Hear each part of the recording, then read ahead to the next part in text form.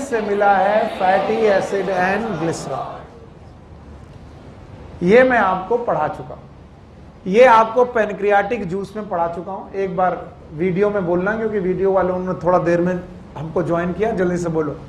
बताइए इंटेस्टाइन में डाइजेशन में कितने जूसेस हैं? तीन में से 2 पढ़ लिए, बोलो कौन? पैनक्रियाटिक। पैनक्रियाटिक जूस में क्या क्या है? Pancreatic amylase, trypsinogen, chymotrypsinogen, carboxypeptidase, lipase, nucleus. You got it? तो बताओ अमाइलेज ने क्या बनाया? Disaccharide. Trypsinogen, chymotrypsin, carboxypeptide, dipeptide. Nucleus ने न्यूक्लियोटाइड, न्यूक्लियोसाइड। और लाइपेजेस ने फैटी एसिड एंड ग्लिसरॉल बना करके हमें दे दिया। और ये सब कहां चल रहा है, ये सब व्यवस्था कहां चल रही है, वो देखने लायक है। पहले मैं एक बार आपको बना के दिखा देना चाहता हूं क्या क्या कर डाला है हमने। बताओ, बक्कल चैम्बर याद है? ईसोफेगस याद है? स्टमक याद है? और स्टमक के बाद ये डियोडेनम और जेजुनम। तो ज्यादातर जो डाइजेशन हो रहा है वो कहाँ? डियोडेनम। हाँ, यहाँ पर जूस याद है? नाम बताओ। सलाइन। यहाँ पर याद है? बोलो कौन? Gastric juice. हाँ, गैस्ट्रिक जूस। शाबाश। और यहाँ पर आपको याद है कितने? 3 में 2 पढ़ लिए। दोनों के नाम याद हैं? एक कौन? Pancreatic juice. पैनक्रियाटिक जूस के अलावा बाइल जूस। बाइल जूस है। अभी बेटा बाइल जूस और पैनक्रियाटिक जूस ने आपको जो दिया है वो कंप्लीट डाइजेशन नहीं है। क्या क्या पड़ा हुआ है? कार्बोहाइड्रेट याद है? कार्बोहाइड्रेट में लिख रहा हूं, अब आपकी मेहनत है, आप कितना काम कर पाओगे, कितना अच्छा समझ पाओगे। कार्बोहाइड्रेट अल्टीमेटली आपको किस रूप में मिलेगा? डाइसैकराइड। जो आपकी रोटी थी वो डाइसैकराइड हो चुकी है। Yes, thank you very much. आपकी जो प्रोटीन्स थी, प्रोटीन यहां लिख दे रहा हूं, प्रोटीन जो थी वो प्रोटीन हो गई कि बेटा? डाइपेप्टाइड्स हो चुके हैं। आपके जो न्यूक्लिक एसिड थे, दीज न्यूक्लिक एसिड्स, इन्होंने क्या बना रखा है? Nucleotides and nucleoside. याद है? और याद करो, आपके जो फैट है इन्होंने बना रखा है मोनोग्लिसराइड्स। याद है? Monoglycerides and diglyceride. याद है? साथ में कुछ फैटी एसिड जो मैंने पढ़ाए थे, बुक ने नहीं पढ़ाए थे, मैंने पढ़ाए थे, फैटी एसिड भी बन चुके। ये आपको मिला है। कहां पर मिला? इंटेस्टाइन, इन डियोडेनम में। किसकी प्रेजेंस में? और now the last and terminal digestion, सबसे आखिरी का digestion, and that is known as digestion in intestine in presence of intestinal juice। Heading याद रखेंगे तो आपको डर नहीं लगेगा। Digestion in intestine in presence of intestinal juice. Intestinal juice की प्रेजेंस में इंटेस्टाइन में डाइजेशन। और ऐसा नहीं है कि तुम्हें इंटेस्टाइनल जूस मैंने पढ़ाए नहीं। सक्कस इंटेरिकस याद है? क्रिप्स ऑफ लिबर को 3 सेल याद है? पैनेथ सेल याद है? और अर्जेंटाफिन सेल याद है? और एपिथेलियल सेल। इंटेस्टाइनल जूस ये निकला। अब इस इंटेस्टाइनल जूस में तरह तरीके के एंजाइम है। याद रखना, it is a terminal digestion. Terminal मतलब सबसे आखिरी का डाइजेशन यही कंप्लीट करेगा इंटेस्टाइनल जूस। यहां के बाद डाइजेशन खत्म। जैसे नाम याद रखिएगा, जैसे याद रखिएगा, कार्बोहाइड्रेट से डाइसैकराइड मिल चुकी है। डाइसैकराइड में हमें माल्टोज मिल चुकी है, हमें सर सुक्रोज मिल चुकी है, और सर हमें हमें लैक्टोज शुगर मिल चुकी है। तो हमें 3 शुगर्स मिल चुकी हैं जो कि डाइसैकराइड है। बोलो कौन? माल्टोज, सुक्रोज और लैक्टोज। और ये हमें किससे मिल चुकी है? Pancreatic juice. फिर से बोलो। और अब किसका काम है? इंटेस्टाइनल।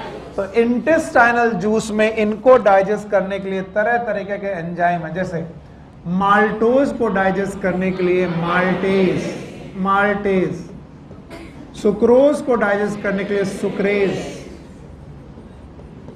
लैक्टोज को डाइजेस्ट करने के लिए लैक्टेज, माल्टोज को डाइजेस्ट करने के लिए माल्टेज, सुनील सर को डाइजेस्ट करने के लिए सुनीलेज, जैसा जो है उसका एज, माल्टोज को माल्टेज, सुक्रोज को सुक्रेज, लैक्टोज को lactase, and these enzyme is present in pancreatic juice. No, it's not pancreatic juice, these are intestine. अब उसने माल्टोज को तोड़ा और ग्लूकोज के 2 मॉलिक्यूल में तोड़ दिया. इसका मतलब इसमें 2 ग्लूकोज के मॉलिक्यूल थे, इसका मतलब ये क्या था? डाइसेट. सुक्रोज को डाइजेस्ट करने वाले सुक्रोज ने ग्लूकोज और फ्रक्टोज नाम के सब्सटेंसेस में आपको डाइजेशन करके दे दिया, और लैक्टोज ने आपको डाइजेशन कर दिया. यस, लैक्टोज को डाइजेस्ट किया ग्लूकोज और गैलेक्टोज. सो भाइयों बहनों, अब सोचने की बात यह है, ये रट्टा तो बहुत आसान है. सोचने की बात क्या है? जो तुमने रोटी खाई थी वो आज किस रूप में पड़ी है? ग्लूकोज. जो तुमने गन्ने का जूस पिया था वो ग्लूकोज और फ्रक्टोज. पक्का? इसके अलावा जो दूध में शुगर थी, वो आज के ग्लूकोज और गैलेक्टोज. तो आपकी बॉडी का कार्बोहाइड्रेट आखिर में किस रूप में डाइजेस्ट होता है? Glucose, fructose, galactose. Terminal digestion, यहां पर कार्बोहाइड्रेट का डाइजेशन समाप्त. और किसने समाप्त किया? Intestinal juice.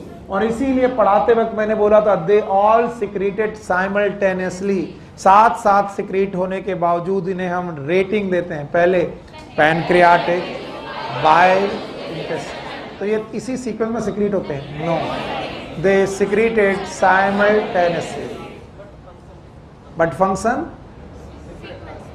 का तरीका मैंने बताया था. Pancreatic, bile. नाउ आए प्रोटीन से हमें मिल गए डाइपेप्टाइड, 2 अमीनो एसिड के टुकड़े, these are known as dipeptide. और इन दोनों जगह पर अमीनो एसिड है.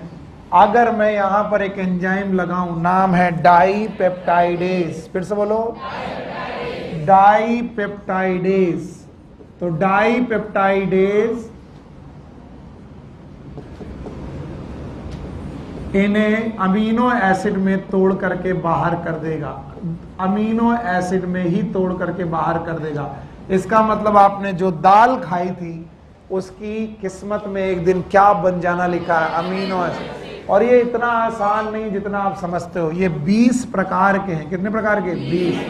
ये हो सकते हैं glycine, serine, alanine, aspartic acid, glutamic acid, lysine, arginine, histidine, valine, leucine, isoleucine. याद है?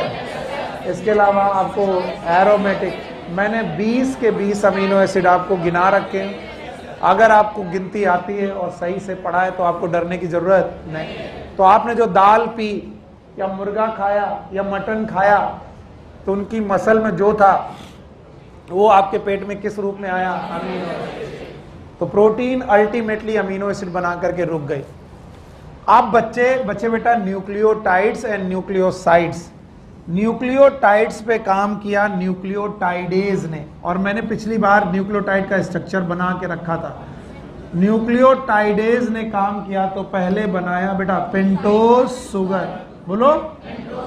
तो मैं बार बार नहीं बनाऊंगा, पिछली क्लास में बना रखा है इसलिए मेरा दोस्त खत्म. तुम बताओ. पेंटोज शुगर, नाइट्रोजन बेस, याद आया?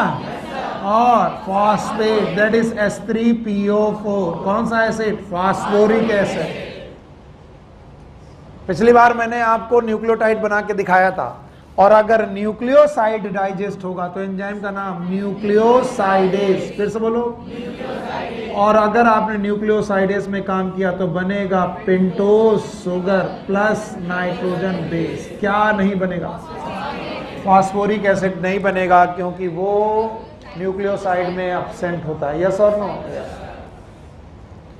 नाउ बचा मोनोग्लिसराइड एंड डाइग्लिसराइड। इन पे काम करेगा लाइपेज और इंटेस्टाइनल लाइपेज। शब्द याद रखना, कौन सा लाइपेज? Intestinal lipase. और intestinal lipase is terminal lipase और उसने free fatty acid FFA, free fatty acid के रूप में तोड़ देना है आपके पूरे मोनोग्लिसराइड को, साथ में ग्लिसरॉल। क्या बेटा? कभी कभी मोनोग्लिसराइड भी बची रह जाएंगी। अब वो जिन्होंने आज ही पहली बार पढ़ा होगा उनकी तो हालत खराब है, अगर जिन्होंने पिछली क्लास अटेंड की है उन्हें मालूम है टर्मिनल में क्या बनेगा। तो बताओ, दाल खाई तो क्या बनेगा? रोटी खाई तो हाँ ग्लूकोज, चावल खाया तो हाँ ग्लूकोज, सब्जी खाई तो pentose sugar, nitrogen base phosphoric acid, अगर घी खाया तो fatty acid, glycerol and monoglyceride. And this is a terminal digestion as it happens. और ये पांचवा जूस है, पांचवें जूस का नाम इंटेस्टाइन। अब भी नहीं आता तो आपको ईश्वरी बचा सकता है। रूल याद है? 3, 2, 5। What is 3? 3 जगह, 2 तरीका, 5 जूस। आज मैं इसे खत्म करके तुम्हें बताता हूं कि वो 3 जगह क्या क्या थी। पहला बोलो, दूसरा स्टमक, कितने तरीके का, दोनों याद है? याद है? और कितने जूस? सलाइवा। इंटेस्टाइन में कितने जूस? 3। पहला कौन? Pancreatic juice, bile juice. और बाइल जूस में कोई एंजाइम नहीं होता, फिर भी वो डाइजेशन में हेल्प करता है by the process known as emulsification. पक्का? तो बाय करें इसे। तो this was the total digestion. इतना और पढ़ना था, अगर तुम जुम्मे के दिन पढ़ लेते तो आज और अच्छा रहता। खैर इतनी देर में तो नमाज छूट जाती। हाँ तो हटाते हैं इसे। तो भाइयों बहनों, मेरे प्यारे बच्चों, आपने होलोजोइक न्यूट्रिशन के 5 स्टेप जाने हैं मेरे साथ। होलोजोइक न्यूट्रिशन के इन 5 स्टेप को मैं एक बार और लिखूंगा आपकी मदद से। पहला स्टेप है इंजेशन, हमने खाना खाया, इंजेस्ट किया। दूसरा डाइजेस्ट, हमने खाना पचाया, पचा लिया। तो भाइयों हमने 2 प्रोसेस खत्म किए। Number 1 ingestion, digestion. Ingestion, digestion, 2 step खत्म कर लिए। अब अगर किसी बेवकूफ बंदे से भी पूछो कि अब क्या होगा, इट इज एब्जॉर्प्शन। सर अब एब्जॉर्प्शन होना चाहिए, एब्जॉर्प्शन के बाद सर एसिमिलेशन होना चाहिए, और एसिमिलेशन के बाद इजेशन। तो हमने 3-4 दिन लगा दिए केवल और केवल इस प्रोसेस को डिटेल में पढ़ने के लिए, that is digestion. So we have ingestion and digestion and remaining part is absorption. कई बार कम से कम 10-10 बार ये चीज बनाने के बावजूद भी मुझे डाउट रहता है कि आपको मालूम होगा डाइजेशन की चीजें कहां पड़ी। अगर मैं बोलूं कि माउथ से चले थे, याद आया? चैम्बर का नाम बक्कल चैम्बर, इसका नाम स्टमक, हाँ इसका नाम डियोडेनम, इसका नाम जेजनम। याद है? फिर इसे याद है? बोलो, याद है आपको? आप सुनो, जब जब मैं डाइजेशन लिखूंगा तो पीले एरो से बताऊंगा कहां कहां डाइजेशन होगा। क्या यहां डाइजेशन होगा? यहां होगा? यहां होगा? यहां नहीं होगा। तो डाइजेशन 3 जगह, बोलो कहां? Buccal chamber, stomach. अब ब्लू से देखना एब्जॉर्प्शन कहां कहां होगा, ध्यान सुनना। Absorption sir ji buccal chamber में भी होगा, स्टमक में भी होगा, इंटेस्टाइन में स्मॉल और लार्ज। तो जब भी आपसे पूछा जाए एब्जॉर्प्शन कहां होगा तो आप बोलोगे एब्जॉर्प्शन की 4 जगह हैं। तो आपके 3, 2, 5 में 4 जो गायब था वो आ गया। 3, 2, 5, 4। एक डाइजेशन, 3 जगह पर 2 तरीके से, 5 जूसेस में, और एब्जॉर्प्शन 4 जगह पर एब्जॉर्प्शन कर सकता है। एक तो buccal chamber and mouth, buccal chamber में आप एब्जॉर्प्शन कर सकते हैं। दूसरा, आप स्टमक में एब्जॉर्प्शन कर सकते हैं। तीसरा, आप स्मॉल इंटेस्टाइन में एब्जॉर्प्शन कर सकते हैं। और चौथा, आप लार्ज इंटेस्टाइन में एब्जॉर्प्शन कर सकते हैं। चैप्टर उतना मुश्किल वाला नहीं है जितना हम इसे बना देते हैं। तो याद रहे, जहां जहां डाइजेशन हो रहा है वहां तो एब्जॉर्प्शन होगा ही, साथ में एक जगह और एब्जॉर्प्शन होगा, large. So we can absorb our food at 4 places and this is known as, yes, buccal chamber and mouth. Book ने माउथ दिया तो मैं माउथ लिख देता हूं, अदरवाइज माउथ शब्द सही नहीं, it is buccal chamber, stomach, इसके अलावा small intestine and large intestine. Buccal chamber, stomach, small intestine and large intestine. पर बेटा जब भी मैं बच्चों से पूछता हूं what is the meaning of absorption itself, absorption का मीनिंग क्या है, तो मुझे कई बार आंसर गलत मिलता है। मोस्ट ऑफ द टाइम मुझे आंसर गलत ही मिलता है। क्यों? क्योंकि मैं उनसे पूछता हूं कि जो डाइजेस्टेड फूड है, कौन सा फूड, फिर से बोलो, डाइजेस्टेड फूड कहां पड़ा है, तो बोलते हैं सर इंटेस्टाइन में पड़ा है। कहां पड़ा है? इंटेस्टाइन। ये रहा वो डाइजेस्टेड फूड जो इंटेस्टाइन में पड़ा हुआ।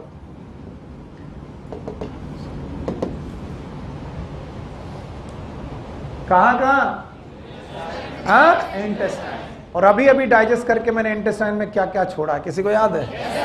Carbohydrate, glucose, fructose. तो डाइजेस्टेड चीजों को मैं तीसरी नहीं चौथी बार लिख रहा हूं। यहां पर क्या क्या पड़ा? ग्लूकोज, पक्का? अच्छा, और प्रोटीन का अमीनो एसिड, इसके अलावा न्यूक्लियोटाइड, न्यूक्लियोसाइड, याद है? और free fatty acid, glycerol, monoglyceride, याद है? इसके अलावा सॉल्ट्स, क्या पढ़े? इसके अलावा विटामिन, बोलो क्या? Vitamin, minerals, everyone here. Then what is the meaning of absorption itself? तो मैं कहता हूं एब्जॉर्प्शन का मतलब खाना ल्यूमेन में पड़ा है। कहां पर पड़ा है? ल्यूमेन। और वाल में घुस जाए। कहां घुसे? वाल में। क्या उल्टा सीधा पढ़ा रहे हो? मैंने पाइप कहां छोड़ा भाई?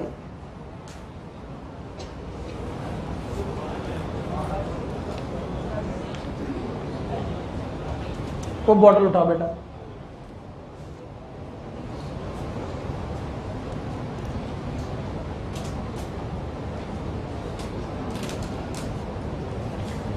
ढक्कन खोल।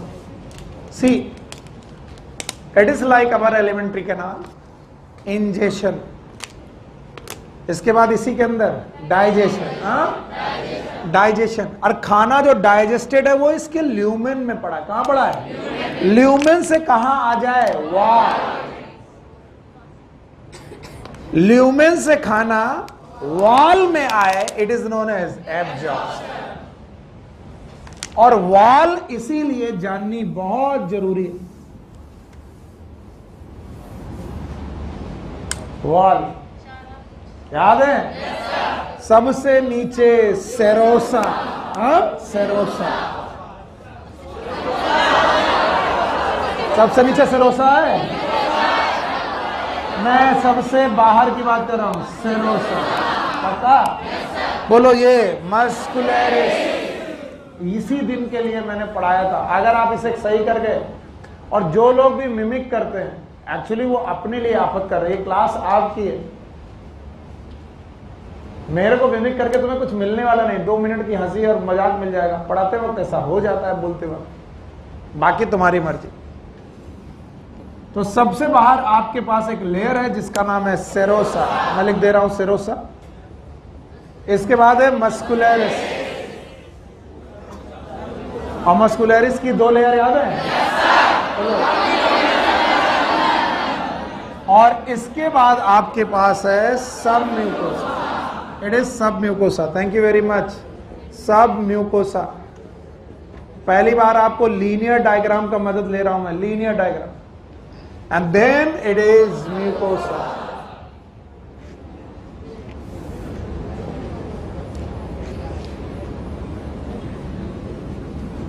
It is mucosa.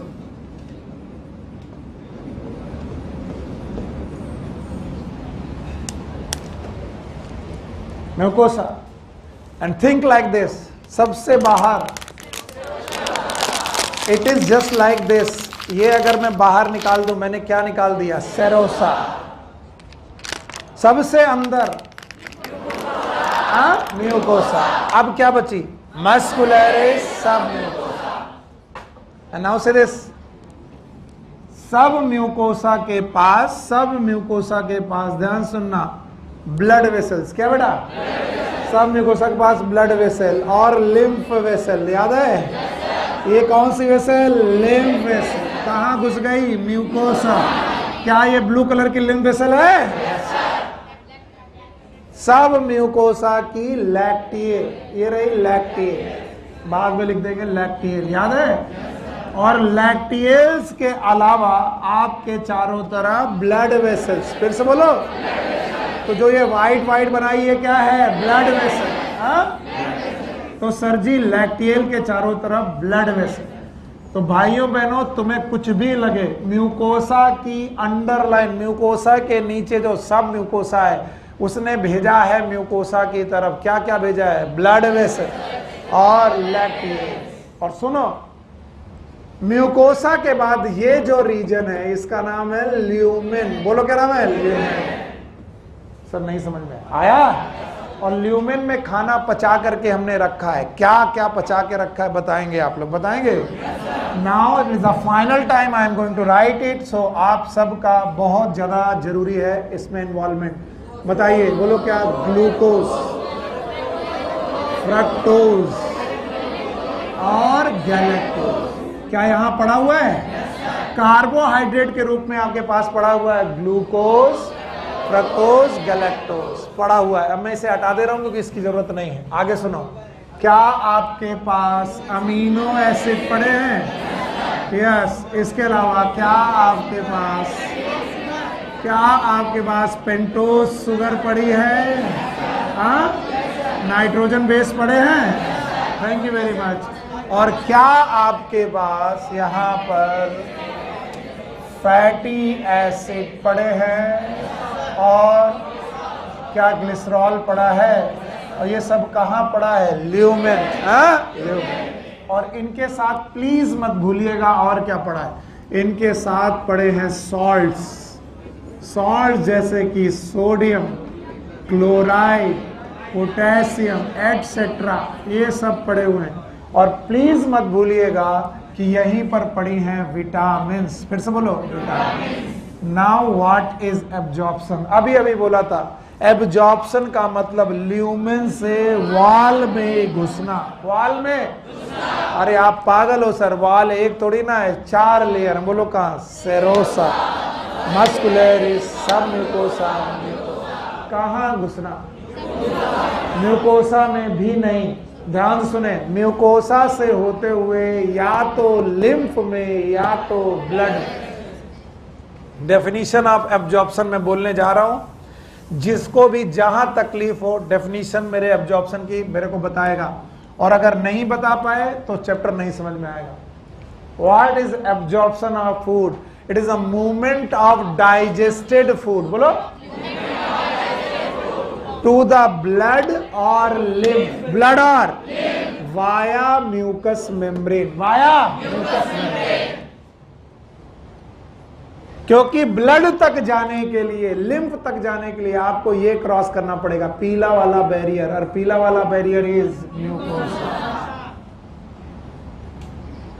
इधर फिर डांट देंगे, फिर कहोगे कि क्या हुआ? उधर नहीं, इधर. इधर देखो. ऐसे कैसे देखते हो? यहां कहा है बोर्ड?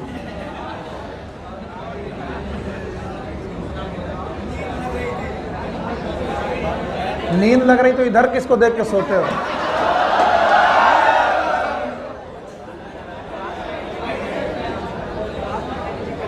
और जैसे जैसे तुम देख रहे हो तुम्हारा स्वेटर वेटर सब गायब हो रहा है, स्टाइल बढ़ रही है, कुछ फायदा नहीं है। एग्जैक्टली बता रहा हूं, कोई फायदा नहीं। कितना फेयर एंड लवली लगाओ, कितना कुछ करो, फिर तुम देखे उधर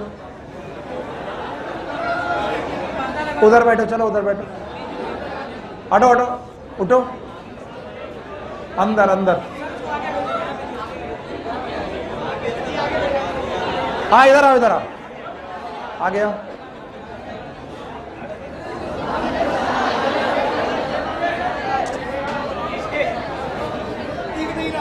मैंने दिखेगा जो तुम देखना चाह रहे हो वो नहीं दिखेगा, ये दिखेगा, ये दिखाई पड़ेगा।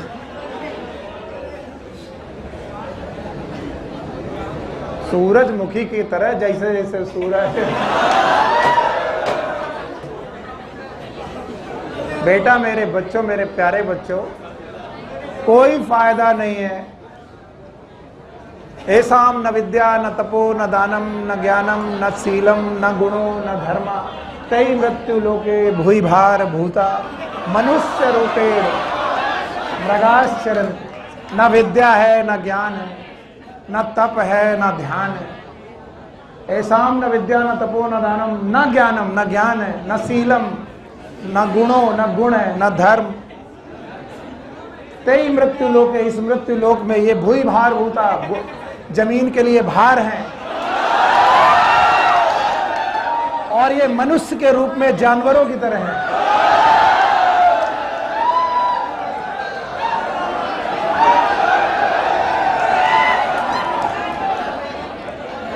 बेटा अब हम फॉर्म में, अगर हमको इधर बदतमीजी करते दिख गए तो हम ऐसे उल्टी सीधी बदतमीजी, और भी श्लोक है मेरे पास,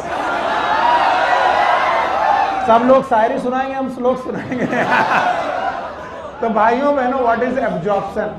it is a movement of digested substance from lumen to the blood vessel and lymph vessel. तो भाइयों बहनों ध्यान सुनो, यहां पर आपके पास ब्लड वेसल और लिम्फ वेसल है। Blood vessel and lymph vessel तक आपका खाना पहुंचाना है। सो आप अपना खाना जो डाइजेस्ट किए हो ब्लड वेसल और लिम्फ वेसल तक पहुंचा दो, लेकिन वो तो खाना ल्यूमेन में पड़ा है। तो बेटा बीच में कौन है? म्यूकोसा। और म्यूकोसा इज अ सेलुलर, कैसी है? सेलुलर। तो बेटा बड़ा बड़ा आपको ऐसे देखना पड़ेगा कि एक सेल है, ये रही सेल, उस सेल के नीचे आपको मिलेगी आर्टरी। क्या मिलेगी? आर्टरी। ब्रादर में आर्टरी या वेन न लिख करके लिख देता हूं ब्लड वेसल। फिर से बोलो। तो मैं आपको अपना खाना ब्लड वेसल में जाने के लिए बोलता हूं कि ब्लड वेसल तक खाना पहुंचाना है, लेकिन वो पड़ा कहां है? ल्यूमेन। तो ल्यूमेन में फूड पड़ा हुआ है और वो भी डाइजेस्टेड। कैसा? तो पहले वो म्यूकोसा में घुसेगा। किसमें घुसेगा? म्यूकोसा। और फिर म्यूकोसा से घुसेगा ब्लड में या फिर लिम्फ में। या तो वो ब्लड में घुसेगा या तो लिम्फ। लिम्फ की वेसल का नाम है लैक्टिएट और ब्लड की वेसल का नाम है ब्लड वेसल। तो फिलहाल तो मैं ब्लड वेसल्स में फूड को डालने की कोशिश कर रहा हूं। किसमें?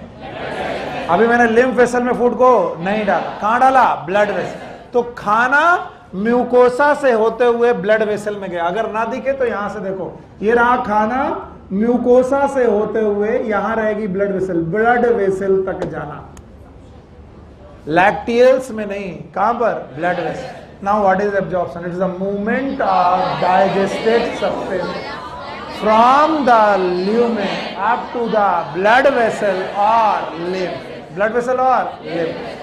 तो बोलते हैं जब कभी भी फूड ब्लड वेसल या लिम्फ वेसल में म्यूकोसा के थ्रू जाएगा तो प्लाज्मा मेम्ब्रेन बीच में आ खड़ी होगी। कौन? Plasma membrane. और प्लाज्मा मेम्ब्रेन के थ्रू होने वाले 4 प्रकार के ट्रांसपोर्ट होंगे। कितने प्रकार के? One is known as simple diffusion.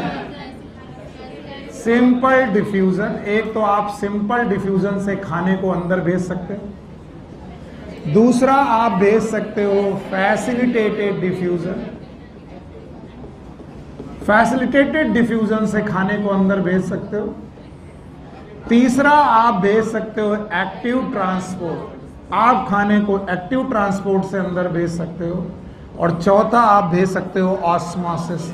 Osmosis से खाने को अंदर भेज सकते हो। और किसके अंदर? ब्लड के अंदर। तो पहले ये देखो बेटा, उठा, पहले ये सोचो कि खाना यहां प्रेजेंट है, यहां ल्यूमेन, और ल्यूमेन से कहां जा रहा? वॉल, और वॉल में भी कहा?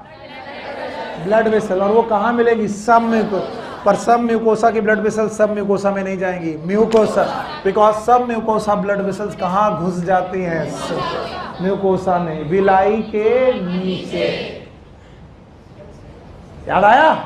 और विलाई के नीचे होती हैं लैक्टियल्स। क्या होते हैं? और लैक्टियल के चारों तरफ ब्लड वेसल्स। क्या होते हैं? ब्लड। तो अभी हम लोग खाना लैक्टियल में डाल रहे हैं कि ब्लड वेसल? Blood vessel. तो डेफिनेशन बड़ी नहीं है और परेशान करने वाली भी नहीं है। किसी से बोलो ल्यूमेन से खाना ब्लड वेसल तक पहुंचाना है वाया म्यूकोसा, तो बताओ कितने तरीके के ट्रांसपोर्ट? 4। पहला simple diffusion, facilitated diffusion, active transport, osmosis. आइए इसे डिटेल में पढ़ें। बोर्ड खाली करें, बड़ा डायग्राम बनाएं। हटा दें? तो क्या एब्जॉर्प्शन की डेफिनेशन बता पाओगे? It is a movement of substances from the lumen to the blood vessel and lymph vessel via. आप सुनो, अभी आपको दिखेगा, अभी आपको सब कुछ दिखेगा और आप मजे से इसे समझ पाएंगे। Let suppose it is mucosa and it is blood vessel. ये ब्लड वेसल, ये रही ब्लड वेसल,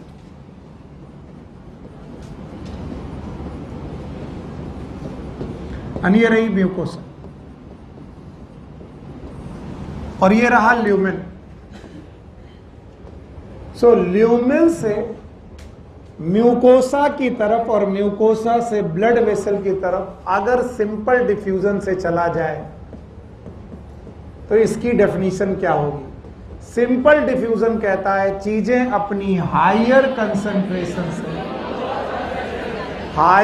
कंसंट्रेशन से लोअर कंसंट्रेशन की तरफ अपने आप चलेंगी। भेजनी पड़ेगी अपने आप में, किसी कैरियर प्रोटीन की जरूरत नहीं। याद रखना, यहां पर चीजों का कंसंट्रेशन हायर, यहां पर lower. It is known as simple diffusion. और सिंपल डिफ्यूजन 3 चीजों का लिखेंगे। वन इज ग्लूकोज, दूसरा अमाइनो एसिड्स, तीसरा क्लोराइड। ये एनसीईआरटी लिखती है, इसलिए मैं एनसीईआरटी के बाहर नहीं जा सकता, तो आप अंडरलाइन कर लेंगे एनसीईआरटी में।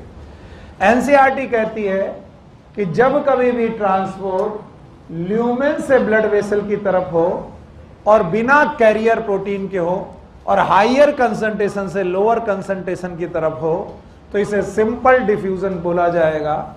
Glucose, amino acid, chloride. मैं एक चीज आपको बता दूं, क्लोराइड उतना मुश्किल नहीं है जानना, अमीनो एसिड भी जानना उतना मुश्किल नहीं है, और ग्लूकोज भी जानना उतना मुश्किल नहीं है, क्योंकि ग्लूकोज अकेला, क्लोराइड अकेली। लेकिन इन तीनों में सबसे कठिन है जानना कौन? अमीनो। तो अमीनो एसिड 1 की 20 और 20 के 20 अमीनो एसिड सिंपल डिफ्यूजन से नहीं जाएंगे। हाथ जोड़कर बोलना, कुछ अमीनो एसिड जो किससे जाएंगे? Simple diffusion. Now there is one more process that is known as facilitated diffusion. And भाइयों बहनों, facilitated diffusion is the diffusion जिसमें higher concentration से lower concentration की तरफ चीजें चल रही हैं, लेकिन जो जा रही हैं वो कैरियर प्रोटीन के थ्रू। किसके थ्रू? कैरियर प्रोटीन के थ्रू जा रही है। क्या आपको ग्लूट याद है? GLUT, what is GLUT? Glucose transporter. इसका मतलब ग्लूकोज कैरियर प्रोटीन के थ्रू भी अंदर जा सकता है। तो याद रखना, फैसिलिटेटेड डिफ्यूजन में 3 लोगों के डिफ्यूजन आपको लिखने हैं जो आपकी एनसीईआरटी ने दिया। एक तो ग्लूकोज, एक दिया है अमाइनो एसिड। 20 अमीनो एसिड में से कुछ अमीनो एसिड, बच्चा रट्टा मारना पड़ेगा, बहुत मुश्किल हो जाएगा। कुछ अमीनो एसिड सिंपल डिफ्यूजन, कुछ अमीनो एसिड फैसिलिटेटेड डिफ्यूजन। मैंने बोला था कैरियर प्रोटीन की फैसिलिटी मिल रही है इन्हें। क्या मिल रही है? फैसिलिटी। तो जब आप कैरियर प्रोटीन की फैसिलिटी को यूज करके अपनी चीजों को अंदर डालते हैं, it is known as facilitated diffusion. So facilitated diffusion और सिंपल डिफ्यूजन में सिमिलरिटी बोलो, ये भी हायर से, ये भी हायर से, ये विदाउट कैरियर प्रोटीन, ये विद कैरियर। बुक में दिए हैं 2 ग्लूकोज अमाइनो एसिड, मैं 3 लिखवाता हूं, आप फ्रक्टोज भी लिख लीजिए। Fructose, glucose amino acid and fructose, they move through the facilitated diffusion. अजीब लगेगा, ग्लूकोज कैसे गया था? सिंपल से भी। ग्लूकोज कैसे गया? फैसिलिटेटेड। पर यहां देखना पड़ेगा, अमाइनो एसिड कैसे गए? सिंपल, और अमाइनो एसिड फैसिलिटेटेड। बोलते हैं ज्यादातर जो सिंपल से गए वो फैसिलिटेटेड से नहीं जाते। फैसिलिटेटेड और सिंपल अलग अलग अमीनो एसिड है, टोटल कितने? 20। अब तीसरी तरीके का ट्रांसपोर्ट बचता है, that is known as active transport. बोलो क्या होगा? Active transport. और एक्टिव ट्रांसपोर्ट बिल्कुल उल्टा ट्रांसपोर्ट है, इसमें चीजें लोअर कंसंट्रेशन से हायर कंसंट्रेशन की तरफ चलती हैं, लोअर से हायर कंसंट्रेशन की तरफ चलती हैं। यानी ऑलरेडी ल्यूमेन में चीजें कम है और ऑलरेडी ब्लड में वो चीजें ज्यादा हैं, and this will move like this. और ये लोग भी कैरियर प्रोटीन से ही चलते हैं, यानी कि all the active transport is through carrier protein. ये कैरियर प्रोटीन के थ्रू होता है। और यहां पर आपको 3 एग्जाम्पल लिखने पड़ेंगे, glucose, amino acid and sodium. ये मैं नहीं, एनसीईआरटी लिखती है, इसलिए मैं लिखवा रहा हूं। चलो, ग्लूकोज एक तरीके की, तीनों ग्लूकोज सिंपल डिफ्यूजन से भी, फैसिलिटेटेड डिफ्यूजन से भी, एक्टिव। अमीनो एसिड भी तीनों तरीके से, लेकिन जो amino acid simple, facilitated, active कोई भी जा सकता, एक्टिव कोई भी। ये सिंपल वाले भी हायर कंसेंट्रेशन, लोअर से हायर गए तो एक्टिव। तो बताओ, अमीनो एसिड भी 3 तरीके से, बोलो कैसे कैसे? सिंपल। इसके बाद आया क्लोराइड, बोलो क्या? Chloride simple, sodium active. हाँ, सारी चीजें आपने पहुंचा दी। यहां पर बहुत सारे सॉल्यूट पहुंच गए। क्या पहुंच गए? सॉल्यूट। फिर से देखो, तो बताओ, ब्लड में सॉल्यूट पहुंचते ही ब्लड का कंसंट्रेशन बढ़ गया, ऑस्मोटिक प्रेशर बढ़ गया, फीका की गाढ़ा। इस गाढ़े चीज को देखकर ल्यूमेन में पड़ा पानी, पानी वाटर याद है, सेमी परमेबल मेम्ब्रेन से, किससे से होते हुए अंदर गया। और कोई चीज सेमी परमेबल मेम्ब्रेन से तो ऑस्मोसिस। सो वाटर किसके थ्रू अंदर जाएगा? ऑस्मोसिस।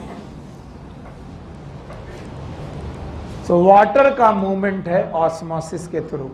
एक छोटा सा पैराग्राफ जिसको मैंने बहुत डिटेल कर दिया, एक छोटा सा पैराग्राफ आपकी बुक में पेज नंबर 263 आई थिंक है ना, 264 का आखिरी पैराग्राफ जो है वो से आप देखिए। आखिरी पैराग्राफ में ये सारी बातें हैं। देखो, मुझे डर ये है कि आप भूल ना जाओ, तो आप बीच में रखो ग्लूकोज और अमाइनो एसिड को, किसको? और एक तरफ रखो क्लोराइड और एक तरफ रखो सोडियम। तो फैसिलिटेटेड डिफ्यूजन में ग्लूकोज और अमीनो एसिड। तो बेटा सिंपल में भी ग्लूकोज और अमीनो एसिड, एक्टिव में भी ग्लूकोज और अमीनो एसिड। इधर क्या जोड़ो? क्लोराइड, इधर सोडियम, और बीच में जोड़ दो फ्रक्टोज। तो क्या बीच में रखोगे? Glucose and amino acid, they are facilitated. बोलो क्या? तो सिंपल में भी ग्लूकोज और अमीनो एसिड विथ क्लोराइड, और ग्लूकोज और amino acid sodium, glucose and amino acid with fructose. इसके अलावा भी बहुत सारे एब्जॉर्प्शन होते हैं जो आपकी बुक में नहीं दिए गए, जैसे vitamin C, vitamin A, B, C, D, E. अच्छा, विटामिन के एब्जॉर्प्शन अजीब है, जो मैं आपको लिखा दूं। विटामिन 2 प्रकार की हैं, एक है फैट सॉल्युबल, बोलो कैसी? फैट सॉल्युबल, बोलो, और एक है वाटर सॉल्युबल। तो जितनी वाटर सॉल्युबल विटामिन है, कैसी? वो तो बेटा जाएगी किसमें? ब्लड में। और जो फैट सॉल्युबल है वो फैट के साथ, किसके साथ? तो क्या मैंने अभी फैट का एब्जॉर्प्शन आपको सिखाया? नहीं है? अभी तक नहीं सिखाया। तो फैट का एब्जॉर्प्शन मैंने अभी आपसे छुपाया है और फैट का एब्जॉर्प्शन अभी सिखाऊंगा। यानी इतना पढ़ाने के बाद भी आपको कौन सी चीज एब्जॉर्ब नहीं हुआ? फैट का एब्जॉर्प्शन अभी आपको मैंने सिखाया कि नहीं सिखाया? डाइजेशन पढ़ा दिया, एब्जॉर्प्शन नहीं पढ़ा। तो बताओ जो जो चीजें एनसीईआरटी में दी गई हैं बता पाओगे? बताओ फैसिलिटेटेड डिफ्यूजन में क्या क्या? ग्लूकोज, अमीनो एसिड, ठीक है, सिंपल में glucose, amino acid, chloride. Active में ग्लूकोज, अमीनो एसिड। बस एक्टिव ट्रांसपोर्ट में एक चीज और लिख लीजिएगा, एक्टिव ट्रांसपोर्ट में केवल ग्लूकोज नहीं है, कोई भी monosaccharide, any monosaccharide. Any monosaccharide मतलब ज्यादातर समय पर तो ग्लूकोज, पर साथ में फ्रक्टोज और गैलेक्टोज भी बुक लिखती है। बुक में एग्जाम्पल केवल ग्लूकोज दिया गया है, बट उसमें एक हेडिंग दी होगी monosaccharide. So any monosaccharide can be transported by the active transport. हाँ भाई, मुझे जवाब चाहिए। What is absorption? Movement of digestive substances from lumen up to the blood vessel. कितने तरीके से? चारों याद है? बोलो कौन? Simple diffusion, facilitated diffusion, osmosis, active transport. Water पक्का? Glucose, amino acid, chloride, glucose, amino acid, sodium, glucose, amino acid, fructose. Now as we know the fat, these are known as lipids. मैं दोबारा पढ़ा रहा हूं, वजह कोई ना कोई होगी। लिपिड के बारे में बोला जाता है जब ग्लिसरॉल CH2OH, CHOH और CH2OH, ये ग्लिसरॉल जब फैटी एसिड के साथ जुड़ता है, what is fatty acid? HOOCR1, HOOCR2, HOOCR3। What it means? RCOH। जब ये वाटर निकाल कर एक बॉन्ड बनाते हैं, बॉन्ड का नाम ईस्टर। फिर से बोलो, अगर एक जगह बने तो मोनोग्लिसराइड, दो जगह बने तो डाइग्लिसराइड, तीन जगह बने तो ट्राइग्लिसराइड। तो क्या लिपिड जनरली ट्राइग्लिसराइड होते हैं? यस। पर बेटा जिस समय ये ट्राइग्लिसराइड्स होते हैं तब तक ये डाइजेस्टेड नहीं होते। जब डाइजेशन होने लगता है तो ये बॉन्ड टूटने लगते हैं। पहले बनता है डाइग्लिसराइड, एक बॉन्ड टूटा तो ट्राइग्लिसराइड जब डाइजेस्ट होंगे तो क्या बनाएंगे? डाइग्लिसराइड। मेरे साथ बोलो। और डाइग्लिसराइड जब डाइजेस्ट होंगे तो मोनोग्लिसराइड, और मोनोग्लिसराइड डाइजेस्ट होंगे तो ग्लिसरॉल अलग, फैटी एसिड अलग। तो हमें फाइनली जो बेटा लिपिड डाइजेस्ट होकर के मिला वो क्या क्या मिला? बोलो। Fatty acid and glycerol, fatty acid and glycerol. Although glycerol में तो अच्छी खासी हाइड्रोजन बॉन्डिंग है, पर एनसीईआरटी लिखती है तो मैं वही लिखूंगा जो एनसीईआरटी लिखती है। क्योंकि तुम उन लोग केमिस्ट्री अच्छी पढ़ते हो, मेरा गिरे माँ पकड़ते हो, तो मैं डरता हूं कि glycerol is water soluble actually because it have so much hydrogen bonding. But book लिखती है fatty acid and glycerol they are insoluble in water. अगर बेटा ये वाटर में इनसॉल्युबल है so they can not be absorb in blood, not absorbed in blood. इन्हें blood में absorb नहीं किया जा सकता। क्यों? क्योंकि ब्लड में तो 80%, 70 से 80% क्या है? वाटर। पता नहीं। तो बोलते हैं फैटी एसिड, ग्लिसरॉल ये वाटर में इनसॉल्युबल है और ल्यूमेन में पड़े हैं। कहां पड़े हैं? ल्यूमेन। तो ल्यूमेन में पड़े हुए, ये रही ल्यूमेन के ल्यूमेन, और ल्यूमेन के बाद ये रही सेल। क्या रही? सेल। कौन सी सेल? हाँ, म्यूकोसा। सर ये म्यूकोसा की सेल रही। और अब की बार जो नीचे पड़ा हुआ है, it is not blood vessel, it is lacteal. फिर से बोलो, इट इज लिम्फ वेसल।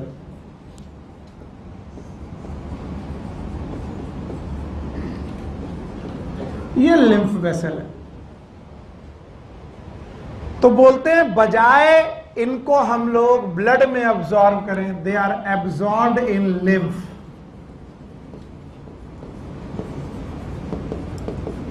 ये लिम्फ में एब्सॉर्ब होते हैं और वाया म्यूकोसा ही होते हैं।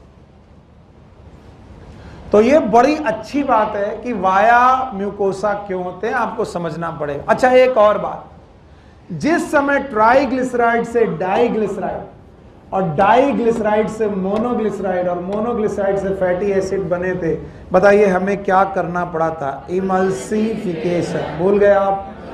याद है? मैं दोबारा नहीं पढ़ाऊंगा। इमल्सिफिकेशन याद है? और इमल्सिफिकेशन करने की वजह से आपके पास छोटी छोटी ड्रॉपलेट्स बनी थी, याद है?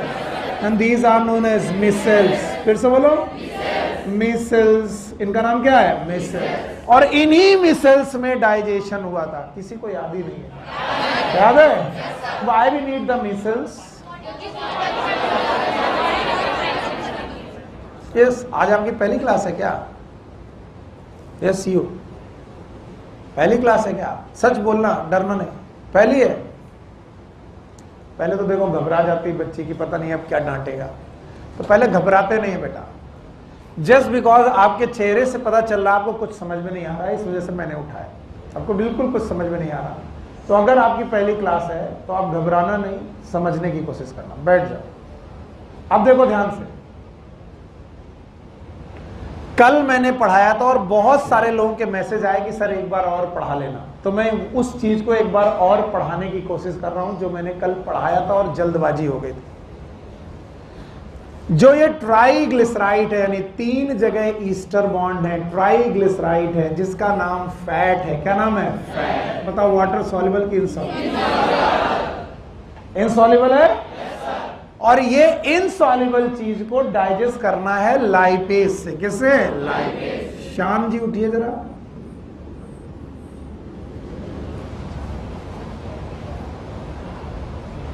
जब मैं पढ़ा रहा हूं बातें मत किया करो। नहीं, खा रहे थे, जो कुछ भी कर रहे थे, अब बताइए ऐसी क्या समस्या आ रही कि इस फैट को डाइजेशन करने में दिक्कत है? मॉलिक्यूलर स्ट्रक्चर बड़ा, सरफेस एरिया बड़ा।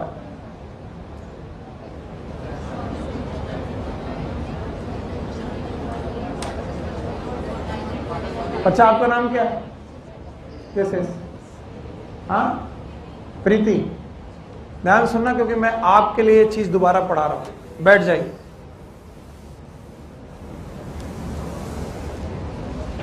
So mouth and buccal chamber, esophagus, stomach and duodenum. बैठो। यहां पर बेटा एक एंजाइम आया लाइपेज। बोलो क्या? लाइपेज एक हाइड्रोलिटिक एंजाइम है। कैसा? दुनिया के सारे digestive enzyme, all the digestive enzyme are, और चूंकि इसका नाम लाइपेज है, ये किसे डाइजेस्ट करता है? लिपिड। हाँ, ये फैट को डाइजेस्ट करता है, ट्राइग्लिसराइड को करता है। लेकिन फैट को डाइजेस्ट करने के लिए वाटर चाहिए। क्यों चाहिए? क्योंकि लाइपेज इज अ।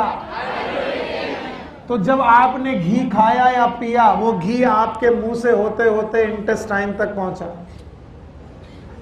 और इंटेस्टाइन में पहुंचने के बाद घी कह रहा हम पानी में नहीं घुलेंगे, क्योंकि कभी भी पानी में घी घुल ही नहीं सकता। आप ग्लास पानी में एक तेल की बूंद डालो, घुलेगी कि नहीं?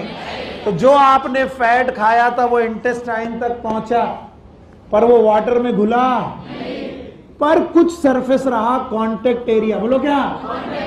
जहां पानी और फैट दोनों आपस में मिल रहे हैं, it is a contact area.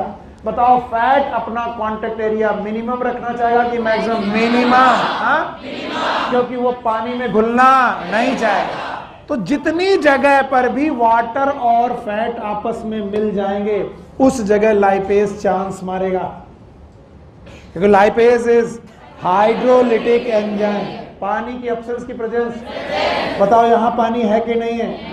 यहां पानी है, यहां पर पानी और फैट जुड़ रहे, कांटेक्ट एरिया, तो यहां लाइपेज काम करेगा। इसका मतलब डाइजेशन बहुत ज्यादा की बहुत कम, बहुत कम। आप बोलते हैं ये अपना कांटेक्ट एरिया मिनिमम क्यों रखना चाह रहा? क्योंकि फैट के पास है सरफेस टेंशन। फिर से बोलो, हम ही बेवकूफ हैं जो हम पढ़ाए जा रहे हैं। क्या है? कम की ज्यादा? और ज्यादा सरफेस टेंशन की वजह से ये ड्रॉपलेट बन रहा। क्या बन रहा? ड्रॉपलेट। तभी लीवर ने कहा कि हम भेजेंगे बाइल। क्या भेजेंगे? तो बाइल जैसे ही आया, इसमें थे बाइल सॉल्ट। फिर से बोलो, बाइल सॉल्ट, और बाइल सॉल्ट ने इनका सरफेस टेंशन घटा दिया। और अगर सरफेस टेंशन घटा तो सरफेस फ्लैट हुई और टूट गई। टूट गई तो बताओ फैट के ड्रॉपलेट जो बचे वो ड्रॉपलेट के, बड़ी ड्रॉपलेट की छोटी छोटी, और जो छोटी छोटी ड्रॉपलेट बनी, इन छोटी छोटी ड्रॉपलेट के चारों तरफ कौन आया? वाटर। क्या इनमें चारों तरफ वाटर आ गया? तो इसका मतलब बड़ी ड्रॉपलेट को छोटी ड्रॉपलेट में तोड़ देना, it is known as emulsification. फिर से बोलो, और ये emulsification is known as micelles. फिर से बोलो, क्या मिसेल्स में ही फैट का डाइजेशन हो रहा है? Yes sir. क्यों? क्योंकि मिसेल्स बनने पर सरफेस एरिया घटा कि बढ़ गया, और वाटर का कांटेक्ट कम हुआ कि ज्यादा? और जितना वाटर का कांटेक्ट, लिपिड का एक्शन उतना ज्यादा, लाइपेज का एक्शन उतना ज्यादा। तो बताओ फैट का डाइजेशन करने के लिए आपको फैट की ड्रॉपलेट बड़ी चाहिए कि छोटी छोटी? और छोटी छोटी करना किसका काम? Bile salt. और इस प्रोसेस का नाम इमल्सिफिकेशन। फिर से बोलो। तो बच्चा मैं यही बोल रहा हूं कि इसी इमल्सिफिकेशन में जो ये ड्रॉपलेट है, इन ड्रॉपलेट पे एक्ट किया लाइपेज ने। क्या बनाया? और क्या बनाया? Fatty acid and glycerol. क्या बनाया? और ये fatty acid and glycerol along with cholesterol, बोलो किसके साथ? Cholesterol. Cholesterol and fat soluble vitamin, बोलो कौन? फैट सॉल्युबल विटामिन के साथ, इवन सम मोनोग्लिसराइड के साथ। कुछ लोग तो ऑलमोस्ट मर ही जाएंगे इसे याद रखने में। याद रखना उतना दिक्कत नहीं है। फैट जिन चीजों में डाइजेस्ट हुआ वो कौन? Fatty acid and glycerol. तो अब जो मिसेल्स बनी, क्या बनी? मिसेल्स। जीज मिसेल्स बड़ी बड़ी की छोटी छोटी? छोटी। इनमें क्या है? लिपिड है कि फैटी एसिड? और क्या? और क्या आ गया? कोलेस्ट्रॉल। और क्या आ गया? Fat soluble. और क्या आ गया? Monoglyceride. And now these are micelles. इन्हीं को भी क्या कहेंगे? मिसेल्स। तो याद रखना मिसेल्स दो काम आती हैं, एक तो डाइजेशन और एक एब्जॉर्प्शन। तो डाइजेशन के लिए भी क्या चाहिए? मिसेल्स। एब्जॉर्प्शन के बाद भी जो बना क्या? मिसेल्स। कोई पूछे मिसेल्स में क्या है, बता नहीं पाओ? बताओगे क्या क्या है? Fatty acid, glycerol, cholesterol, fat soluble vitamin, monoglyceride.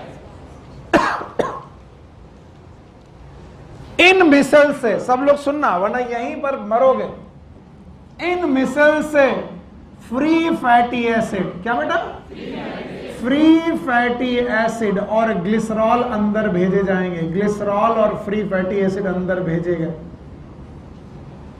ये थे fatty acid and glycerol, micelles में पड़े थे, अंदर भेजे गए। किसके अंदर? म्यूकोसा। फिर से बोलो। और म्यूकोसा के अंदर जाने पर ग्लिसरॉल ने, everyone here, CH2CHOH, CH2OH and CHOH फिर से फैटी एसिड के साथ रिएक्शन कर लिया। फिर से फैटी एसिड के साथ रिएक्शन कर लिया। तो बताओ क्या बना लिए? ट्राई। एक जगह तो, दो जगह, तीनों जगह, तो याद रखना, free fatty acid and glycerol ने मिल करके फिर से बनाया रीइस्ट्रीफिकेशन, फिर से ईस्टर बॉन्ड बना लिए, रीइस्ट्रीफिकेशन। और इस रीइस्ट्रीफिकेशन के दौरान उन्होंने ट्राईग्लिसराइड और डाईग्लिसराइड बना लिए। और ये काम हुआ SER में। नाम तो सुना ही होगा। What is SER? Smooth endoplasmic reticulum. और इसी का रट्टा मार मार के पढ़ते हैं कि RER प्रोटीन बनाता है, याद आया? SER लिपिड बनाता है। इसको रट्टा मार के पढ़ते हो। RER क्या बनाता है? प्रोटीन। SER lipid. ये रहा लिपिड फॉर्मेशन। तो अजीब बात है, आपके पास ट्राईग्लिसराइड थी, आपने उनसे फ्री फैटी एसिड बनाए, उनको मिसल्स में डाला और फ्री फैटी एसिड से फिर से ट्राईग्लिसराइड बना दिए। तो सर आप ट्राईग्लिसराइड ही क्यों नहीं भेज देते? हमने कहा ट्राईग्लिसराइड को यहां तक भेज पाना ठीक नहीं है, क्योंकि स्मॉल मॉलिक्यूल की लार्ज मेम्ब्रेन से ये घुस नहीं सकते थे। इसलिए पहले ट्राईग्लिसराइड से फैटी एसिड और ग्लिसरॉल निकाले, फिर उन फैटी एसिड ग्लिसरॉल को एक एक करके अंदर भेजा। अंदर भेजने के बाद हमने वहां पर फिर से क्या बनाए? Triglyceride and diglyceride. साथ में हमने अंदर भेजा क्या? कोलेस्ट्रॉल। बोलो क्या? कोलेस्ट्रॉल। और सर जी कोलेस्ट्रॉल भी भेज दिया, कोलेस्ट्रॉल भेज दिया। और साथ में बेटा मोनोग्लिसराइड भी। बोलो कौन? मोनो। और यहां पर एक ड्रॉपलेट बनाई, जो अगेन एक छोटी ड्रॉपलेट है। ये मिसल्स नहीं कहलाई, इसे कहा गया, इट इज नोन एज काइलोमाइक्रॉन। फिर से बोलो। तो भाइयों मैं क्वेश्चन पूछ रहा हूं, मिसल्स ल्यूमेन में कि सेल में? सेल में। मिसल्स ल्यूमेन में और काइलोमाइक्रॉन सेल। याद रखना, काइलोमाइक्रॉन और मिसल्स में डिफरेंस। Micelles are water droplets with the fat and the chylomicron are the protein covered. कैसी बेटा? प्रोटीन। तो they have the protein covering. Protein covering की गई। और किस पे प्रोटीन कवरिंग की गई? चिल्लाओ। ट्राईग्लिसराइड, डाईग्लिसराइड, कोलेस्ट्रॉल, मोनोग्लिसराइड, इन सब में प्रोटीन कवरिंग करके हमने क्या बनाया? काइलोमाइक्रॉन। और इस काइलोमाइक्रॉन को एक्टिवली, पैसिवली कि एक्टिवली? एक्टिवली एनर्जी खर्च करके एक्टिवली हमने एक्सट्रूड किया। एक्सट्रूड मतलब बाहर फेंका, और एक्सट्रूड करके कहां भेज दिया? लिम्फ। ब्लड में कि लिम्फ में? लिम्फ। और लिम्फ वेसल्स का नाम क्या था? लैक्टिएल। तो हमने लैक्टिएल्स में अपना फूड भेजा। देखो भाई, अगर तुम भूले नहीं हो तो याद रखो, ये विलाई थी, इस विलाई के अंदर क्या थी? बोलो क्या थी? लैक्टिएल। लैक्टिएल थी, ये रही वो लैक्टिएल, दिस लैक्टिएल। और इस लैक्टिएल तक पहुंचने के लिए आपने क्या किया होगा? ये रही है बेटा म्यूकोसा। बोलो क्या है? म्यूकोसा। तो बताओ, यहां पर फ्री फैटी एसिड थे, ग्लिसरॉल थे, क्या बना? मिसल्स। मिसल से क्या आया? Free fatty acid. क्या बनाया? काइलोमाइक्रॉन। कहां भेजे? लैक्टिएल। बताओ, काइलोमाइक्रॉन कहां गई? लैक्टिएल। मिसल्स गई कि काइलोमाइक्रॉन? काइलोमाइक्रॉन। और ये काइलोमाइक्रॉन बनी कहां? कौन सी सेल? म्यूकोसा। और किस ऑर्गेनल पर? SER। What is SER? क्या रीस्ट्रीफिकेशन हुआ? बहुत सारे लोग इस चीज को समझ नहीं पाते। मैं बता रहा हूं, नहीं समझ पाते, या फिर समझेंगे कल सो जाएंगे, फिर परसों आएंगे, नहीं आएंगे। तो मिसल से पहले भेजा फ्री फैटी एसिड, फिर फ्री फैटी एसिड बनाए ट्राईग्लिसराइड, और फिर मोनोग्लिसराइड, साथ में कुछ और चीजें और ग्लिसरॉल, और उनके ऊपर कवरिंग की किसकी? काइलोमैक। किसकी? प्रोटीन। प्रोटीन की इस कवरिंग का नाम काइलोमैक। और ये काइलोमाइक्रॉन को भेजा गया कहां? लैक्टिएल। और लैक्टिएल में ये जो फूड ट्रेवल कर रहा है, इसका नाम काइल। बोलो क्या नाम? काइल। चिल्लाओ बेटा मेरे साथ। मुंह में बोलस, ईसोफेगस में बोलस, स्टमक में, इंटेस्टाइन में काइल, इंटेस्टाइन में भी काइल, लेकिन लैक्टिएल में काइल।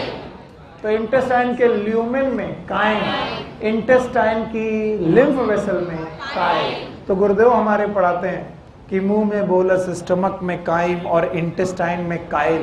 तो उनके इंटेस्टाइन का कहने का मतलब जानते हो, इंटेस्टाइन की लैक्टियल में काइल, अदरवाइज ल्यूमेन में काइम। समझ गए?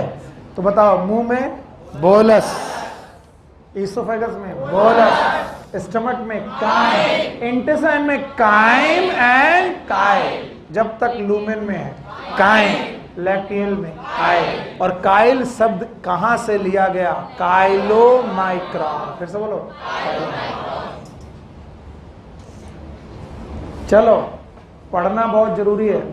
दो बेटा ये, वरना ये चीजें तुम समझ नहीं पाओगे। पेज नंबर 264 की आखिरी लाइन मेरे साथ पढ़ो और फिर आगे बढ़ेंगे।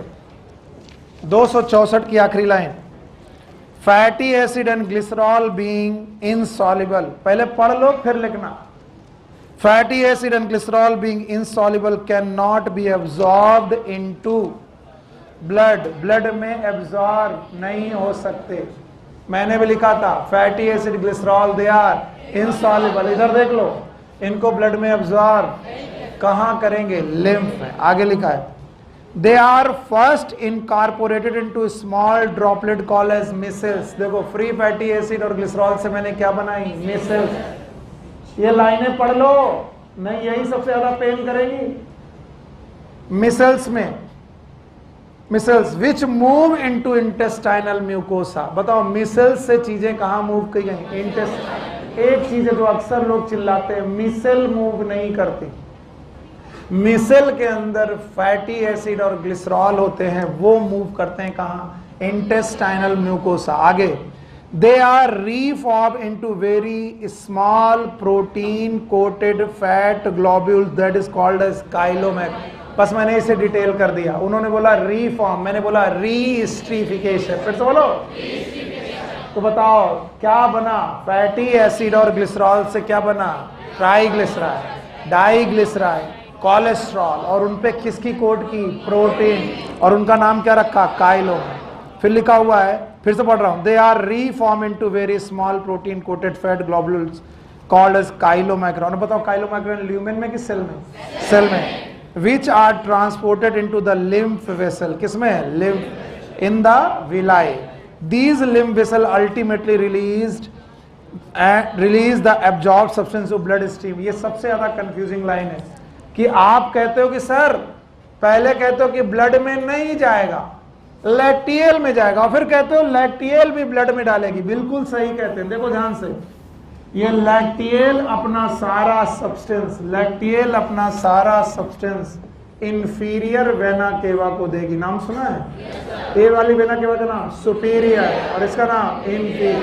तो अल्टीमेटली लैक्टियल अपना सारा सब्सटेंस किसको डालेगी? इंफीरियर। और इंफीरियर वेना केवा से हार्ट, हार्ट से लंग, लंग से हार्ट, हार्ट से बॉडी। तो अल्टीमेटली फैट भी ब्लड में ही जाएगा, लेकिन किसके थ्रू? लैक्टियल। समझ गए?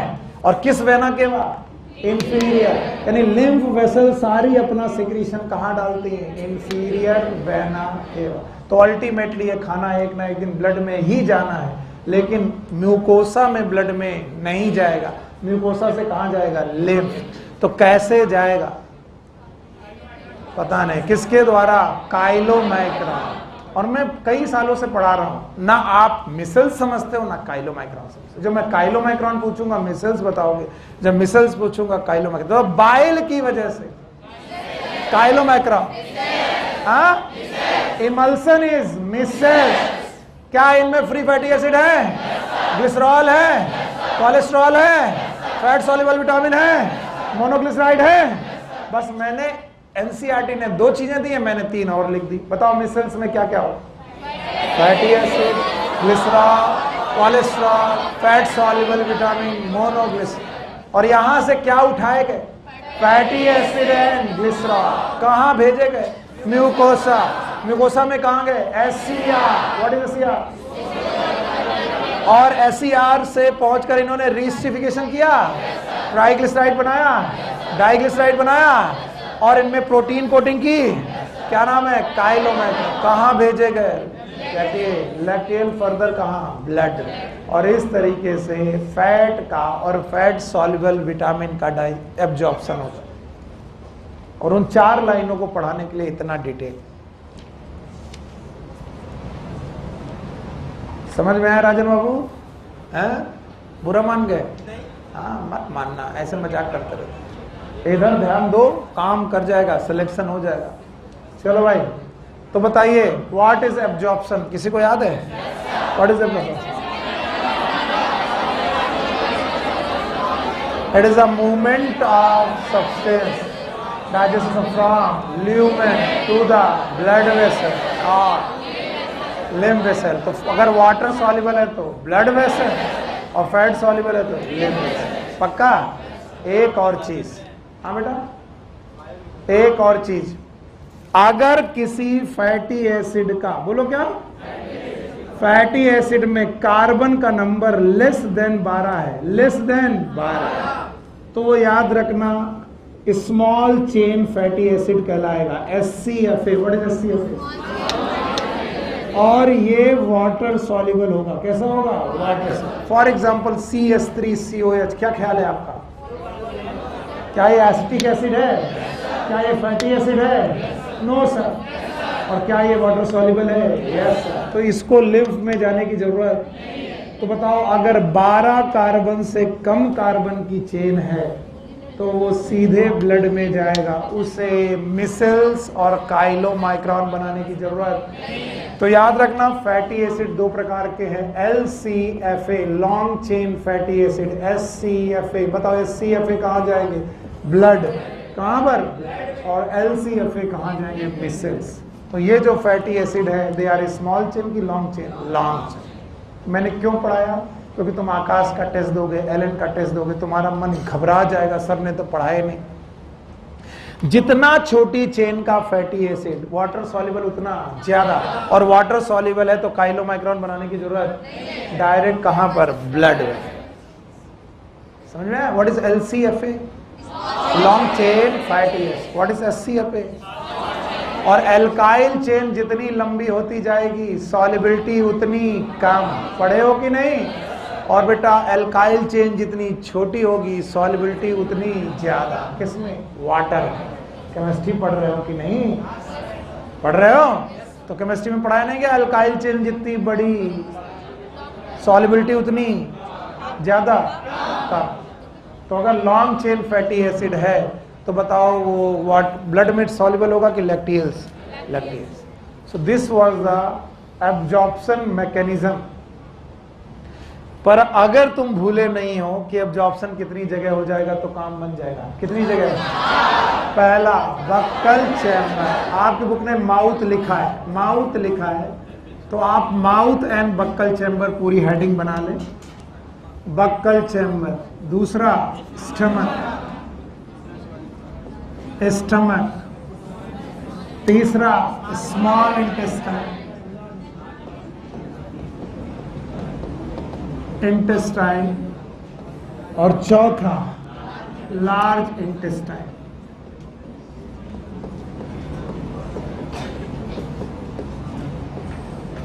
तो भाई शायद 4 जगह पर मुख्य रूप से एब्जॉर्प्शन हो रहा है।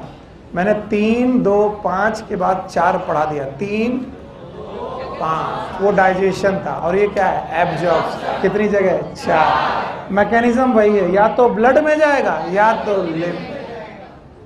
सुनी नहीं रहे? या तो लिम्फ। माउथ में क्या क्या होगा? बक्कल चैम्बर में क्या क्या डाइजेस्ट होगा? ध्यान से सुनिए।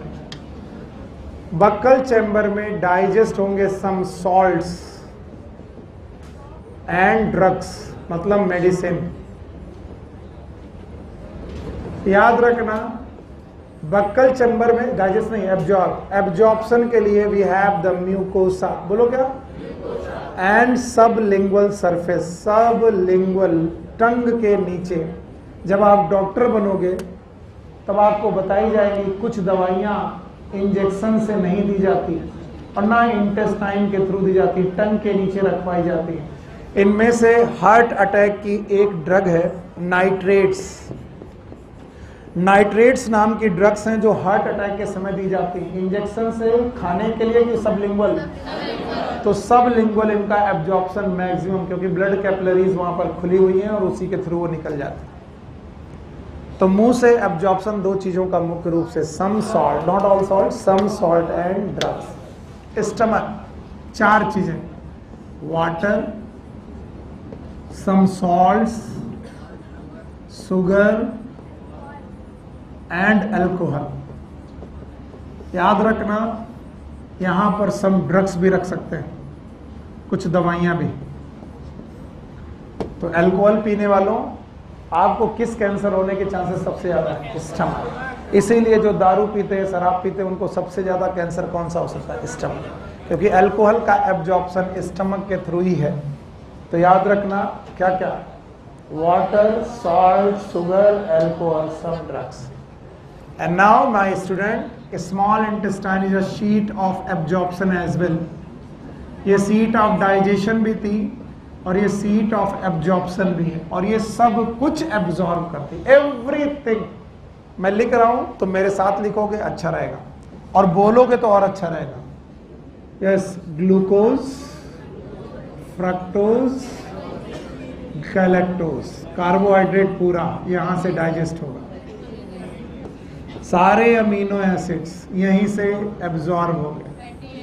फैटी एसिड दोनों प्रकार के, चाहे ब्लड में जाओ चाहे लैक्टेज, ग्लिसरॉल, सारी vitamins and salts and water, और इट इज मैक्सिमम एब्जॉर्प्शन। कई लोग लार्ज इंटेस्टाइन लिखते हैं, मैं उन लोगों को सावधान कर रहा हूं, वाटर का maximum absorption is from small intestine and from jejunum. Jejunum से मैक्सिमम एब्जॉर्प्शन ऑफ वाटर हो जाता है। तो जिन लोगों को लगता है लार्ज इंटेस्टाइन से वाटर का मैक्सिमम एब्जॉर्प्शन है, वो सावधान हो जाए। लार्ज इंटेस्टाइन से वाटर का एब्जॉर्प्शन मैक्सिमम नहीं, पूरे खाने में जो वाटर का मैक्सिमम एब्जॉर्प्शन है वो जेजुनम से। Now the large intestine, some salts, some drugs and water. याद रखना हम गलती कहां कर बैठते हैं, लार्ज इंटेस्टाइन को ज्यादातर क्या करना आता है? Water absorb. सुनो इधर, सुनो इधर, सुनो। एक आदमी को, एक बंदे को वाटर एब्जॉर्ब करना सबसे ज्यादा आता है, तो हमें ऐसा लगता है कि वाटर बहुत ज्यादा एब्जॉर्ब करता होगा। नहीं, इट इज लाइक एक बंदे को रसगुल्ले खाने ही पसंद है, इसका ये मतलब नहीं कि वो मैक्सिमम रसगुल्ले खाता है। एक बंदे को केवल रसगुल्ले खाने, कुछ भी दो रसगुल्ला खाता है, पर वो 4 रसगुल्ले में पेट भर लेता है। लेकिन एक आदमी है जो सब कुछ खाता है लेकिन 15 रसगुल्ले भी खाता है। अब बताओ उन दोनों में ज्यादा रसगुल्ले किसने खाए? जो केवल रसगुल्ले खाता है। जो सब कुछ खाता है तो वो रसगुल्ले भी ज्यादा खाता है। समझ गए? तो वही बात है, पानी यहाँ भी, लेकिन यहाँ सब कुछ ज्यादा एब्जॉर्ब होता है तो पानी भी ज्यादा। इनको केवल क्या करना था? पानी एब्जॉर्ब करना, along with salts and drugs. So these are the absorption in different parts. चलो चिल्ला लो भाई, buccal chamber, salts and medicine, stomach, water, salt, sugar, alcohol, small intestine, सब कुछ। बस लिखने लायक क्या है? Maximum water absorbs. और यहाँ 3 सॉल्ट, ड्रग्स। जो ये लिख रहे हैं वो मूर्ख है, वो लिख रहे हैं सब कुछ एब्जॉर्ब होगा। कहाँ? Intestine, small intestine. और स्मॉल इंटेस्टाइन में भी most of the time it is duodenum. बोलो नो, इट इज इलियम, ना तो जेजुनम। जेजुनम में क्या है? वाटर। वैसे सारा का सारा एब्जॉर्प्शन कहाँ? Ilium. Why it have the maximum surface area in the form of villi and microvilli. Villi and microvilli. Villi and microvilli की वजह से वहां पर surface area मिनिमम की मैक्सिमम, और मैक्सिमम होने की वजह से एब्जॉर्प्शन भी मैक्स। नहीं आया ना? आया? तो चारों बता पाओगे? चलो बताओ। माउथ में सॉल्ट्स एंड ड्रग्स। स्टमक में 4 चीजें हैं, बोलो। वाटर है और सॉल्ट है और अल्कोहल है और अच्छा ड्रग्स भी है। स्मॉल इंटेस्टाइन में सब, पानी भी सबसे ज्यादा, पानी सबसे ज्यादा है लार्ज इंटेस्टाइन, स्मॉल इंटेस्टाइन और स्मॉल इंटेस्टाइन में भी। वैसे सब कुछ ज्यादा कहाँ, इलियम, क्योंकि वहां surface area. Last but not the least large intestine. एक चीज की 3 चीज, तीनों के नाम याद है, बोलो। भाइयों बहनों, हमने पढ़ा ingestion, that is the number 1। हमने पढ़ा digestion, that is number 2।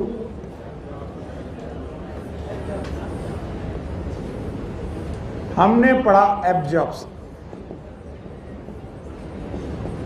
Absorption करने के बाद जो कुछ तुमने खाया है वो या तो पहुंच गया है ब्लड में या तो पहुंच गया है लिम्फ। बात करना बंद करो। आपने रोटी खाई, मुंह से, oesophagus, stomach, duodenum, digest, glucose, blood. रोटी ब्लड में पहुंच गई। रोटी के फॉर्म में कि ग्लूकोज?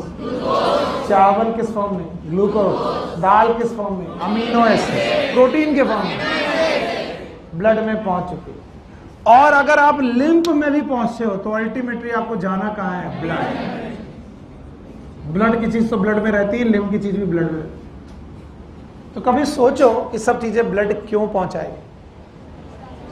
क्योंकि ब्लड ही ऐसी चीज है जिसका एक्सेस हर सेल तक है। एवरी सेल, हर सेल तक ये पहुंच सकता है और हर सेल के अंदर ये फूड को पहुंचा सकता है।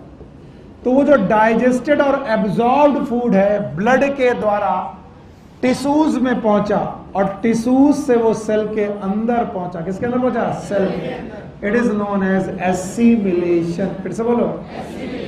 और एसिमिलेशन के बाद क्या होगा? मेला थोड़ी ना लगाएगा। एसिमिलेशन के बाद होगा glycolysis, link reaction, Krebs cycle, ETS. बोलो फिर से। ग्लाइकोलिसिस और क्या बनाएगा? एटीपी। तो बताओ, ATP is energy. ATP is, तो आपने जो कुछ खाया उसको पचाया, उसको एब्जॉर्ब करके ब्लड में भेजा और ब्लड से उसको भेजा सेल के अंदर। This is known as assimilation. तो बताओ, एसिमिलेशन इंटेस्टाइन में होगा कि टिश्यू में? टिश्यू में। चारों स्टेप। पहला इंजेशन, डाइजेशन, एब्जॉर्प्शन, एसिमिलेशन। इसके बावजूद कुछ ऐसी चीजें रहेंगी जो ना तो डाइजेस्ट होंगी ना तो एब्जॉर्ब होंगी। अब करें क्या उनका क्या करें? फेंक दें? बिल्कुल फेंकेंगे। बताओ ये क्या है? सीकम। ये कंडिक्स। क्या यहाँ इलियम थी? वॉल का नाम याद है? बोलो क्या नाम? इलियोसीकल वॉल। देखो मेरे बच्चों, जो मैं पूछूं, मैं पढ़ा करके जो पूछता हूं वो बताना ही चाहिए। जैसे अनएब्जॉर्ब और अनडाइजेस्टेड मटेरियल और अनएब्जॉर्ब मटेरियल जो बेटा इंटेस्टाइन की दीवारों तक नहीं जा पाया, म्यूकोसा और ब्लड में नहीं जा पाया, वो इलियोसीकल वॉल्व से सीकम, कोलॉन और रेक्टम तक भेजा गया। इसका नाम रखा गया फीकल मैटर। बोलो क्या नाम? फीकल मैटर, या इसी को हम फीसिस बोलते हैं। फीकल मैटर या फिर फीसिस बोलते हैं, इसी को हम पॉटी बोलते हैं। अब ये पॉटी रेक्टम में जाकर के, फीकल मैटर रेक्टम में जाकर के टेम्पररी स्टोर होगा। परमानेंट की टेम्पररी। और दिन में 2 बार या दिन में 3 बार या दिन में 1 बार या फिर 5 दिन में 1 बार। ये वो लोग हैं जो 5 दिन में 1 बार जाते हैं। कहां जाते हैं? खुद सोचे। आपका ब्रेन आपका ब्रेन एक नर्वस सिस्टम के द्वारा, नर्व के द्वारा एक स्टिमुलस भेजेगा। हाथ जोड़ रहा है, सुन लो। गंदगी बस जैसे बोलो तुम चालू हो जाते, हम ही गलत आदमी। और इस स्टिमुलस का नाम है मास पेरिस्टाल्सिस। मास पेरिस्टाल्सिस। और इस मास पेरिस्टाल्सिस की वजह से एक वेव बनेगी। क्या बनेगी? वेव, जो आंत को बहुत तेजी से बेटा मूव कराएगी। और इस वेव की वजह से फीकल मैटर एनस के थ्रू बाहर निकलेगा। प्रोसेस का नाम है डिफिकेशन। बोलो क्या नाम? Defecation. And this defecation is also known as egestion. फिर से बोलो। स्टेप नंबर 5वां, चिल्लाओ। पहला ingestion, digestion, absorption, assimilation, egestion. तो इजेशन किसका होगा? जो डाइजेस्टेड है। कहां पर रुका है? रेक्टम। और रेक्टम से कैसे मूवमेंट होंगे? मास। और ये मास मूवमेंट आपके सर्केडियन रिदम पे डिपेंड करते हैं। Circadian rhythm is that rhythm which is 24 hour biological cycle. 24 hour biological cycle. किसी को अगर सुबह 7 बजे जाना है तो वो 7 बजे उन मोशन को मूव करे, महसूस करेगा। किसी किसी को दोपहर में 11 बजे जाना है, वो 11 बजे महसूस करेगा। पर डे ऑलमोस्ट उसी समय। और अगर ऐसा नहीं हो रहा है, इसका मतलब आपको स्ट्रेस है। क्या है? स्ट्रेस। आप किसी तनाव में गुजर रहे हैं, आपको कब्ज हो गया। क्या हो गया? ये बीमारी है। याद रहेगा? तो याद रखना, it is also known as constipation. Otherwise एक नॉर्मल हेल्दी इंडिविजुअल को दिन में 2 बार, कितनी बार? नहीं, 2 बार। दिन में 2 बार पेरिस्टाल्टिक मूवमेंट होते हैं। ये और बात है कि तुम दबा ले जाते हो।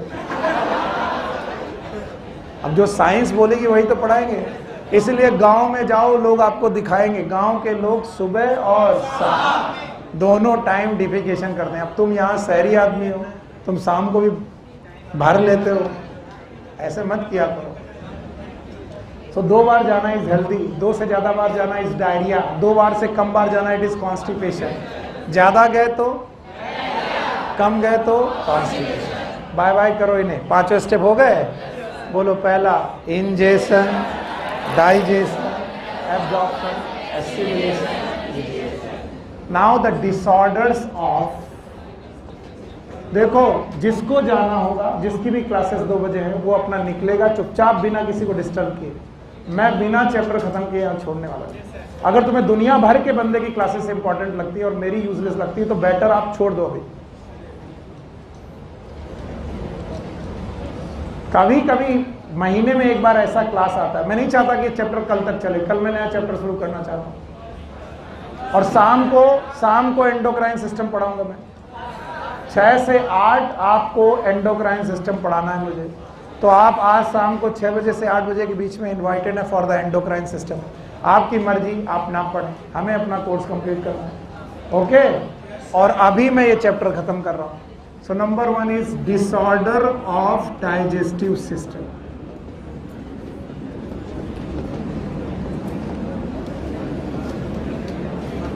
और अभी टाइम भी नहीं हुआ और फिर भी यस सर, छोड़ दो सर, ये कर दो सर। आप ध्यान सुनो। एक बीमारी है जॉन्डिस। इसी को हिंदी में बोलते हैं पीलिया। डॉक्टरों के बीच में ये हेपेटाइटिस के नाम से प्रचलित है। हेपेटाइटिस। ये अगर वायरस से है तो हेपेटाइटिस, और किसी कारण से है तो नॉर्मल जॉन्डिस, पीलिया। पीलिया के बहुत कारण होते हैं। 1 इज द हेपेटाइटिस। हेपेटाइटिस भी उनमें से एक कारण है। हेपेटाइटिस ही जॉन्डिस है ऐसा मैंने नहीं कहा। पीलिया एक लक्षण है, एक सिम्टम है जो हेपेटाइटिस में आता है। ओके। क्या होता है पहले नॉर्मल चीज समझो। हमने देखा था कि लीवर के 2 लोब है, याद है? एक बेटा लेफ्ट और एक राइट। ए फॉल्सिफॉर्म लिगामेंट है। Okay please. It is right hepatic artery, left hepatic artery, common hepatic artery, cystic artery, gall bladder, common bile duct, hepatopancreatic duct and duodenum. मेरी बात जो मैं पूछूं बताओगे? बिल्कुल बताना चाहिए आपको। बाइल याद आया आपको? कहां पर बनता है? लीवर। कहाँ स्टोर होता है, कहाँ सिक्रीट होता है। पर मैंने कभी नहीं बताया कि कैसे बनता है। आज सुनो कैसे बनता है। बोलते हैं कि आरबीसीज जो होती हैं, रेड ब्लड सेल्स, इनका अपना एक नेचुरल लाइफ स्पैन होता है 120 दिन। 120 दिन बाद ये आरबीसी मर जाती है। मरने के बाद इनका हीमोग्लोबिन नाम का पिगमेंट रिलीज होता है। ये हीमोग्लोबिन पिगमेंट ब्लड से होता हुआ, किससे? ब्लड से होता हुआ लिवर में पहुंचता। कहां पर? और लिवर में पहुंचने के बाद यहां बाइल पिगमेंट बनाता है। मैंने सॉल्ट बोला कि पिगमेंट? पिगमेंट। और ये बाइल पिगमेंट जो होते हैं इनके नाम है bilirubin, bilirubin and biliverdin.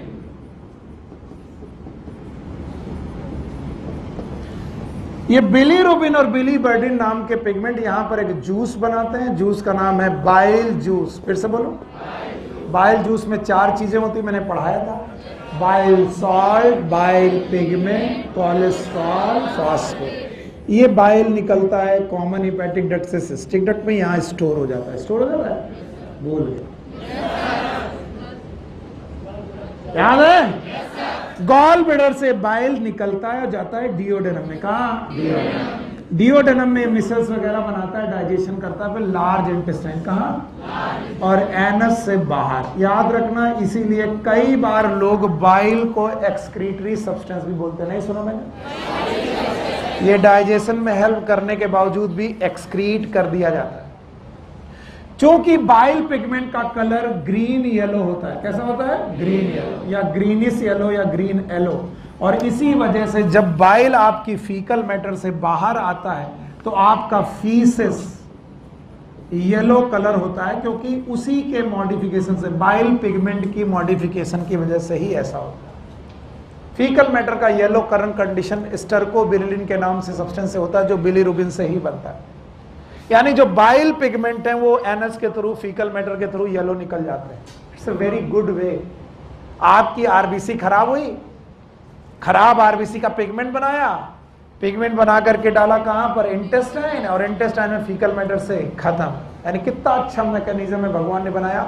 RBC मरी, हीमोग्लोबिन टूटे, हीमोग्लोबिन से बिलीरुबिन, बिलीवर्डिन और बाहर। ये बात और है कि इसी दौरान आपको बाइल ने फैट डाइजेशन किया। क्या किया?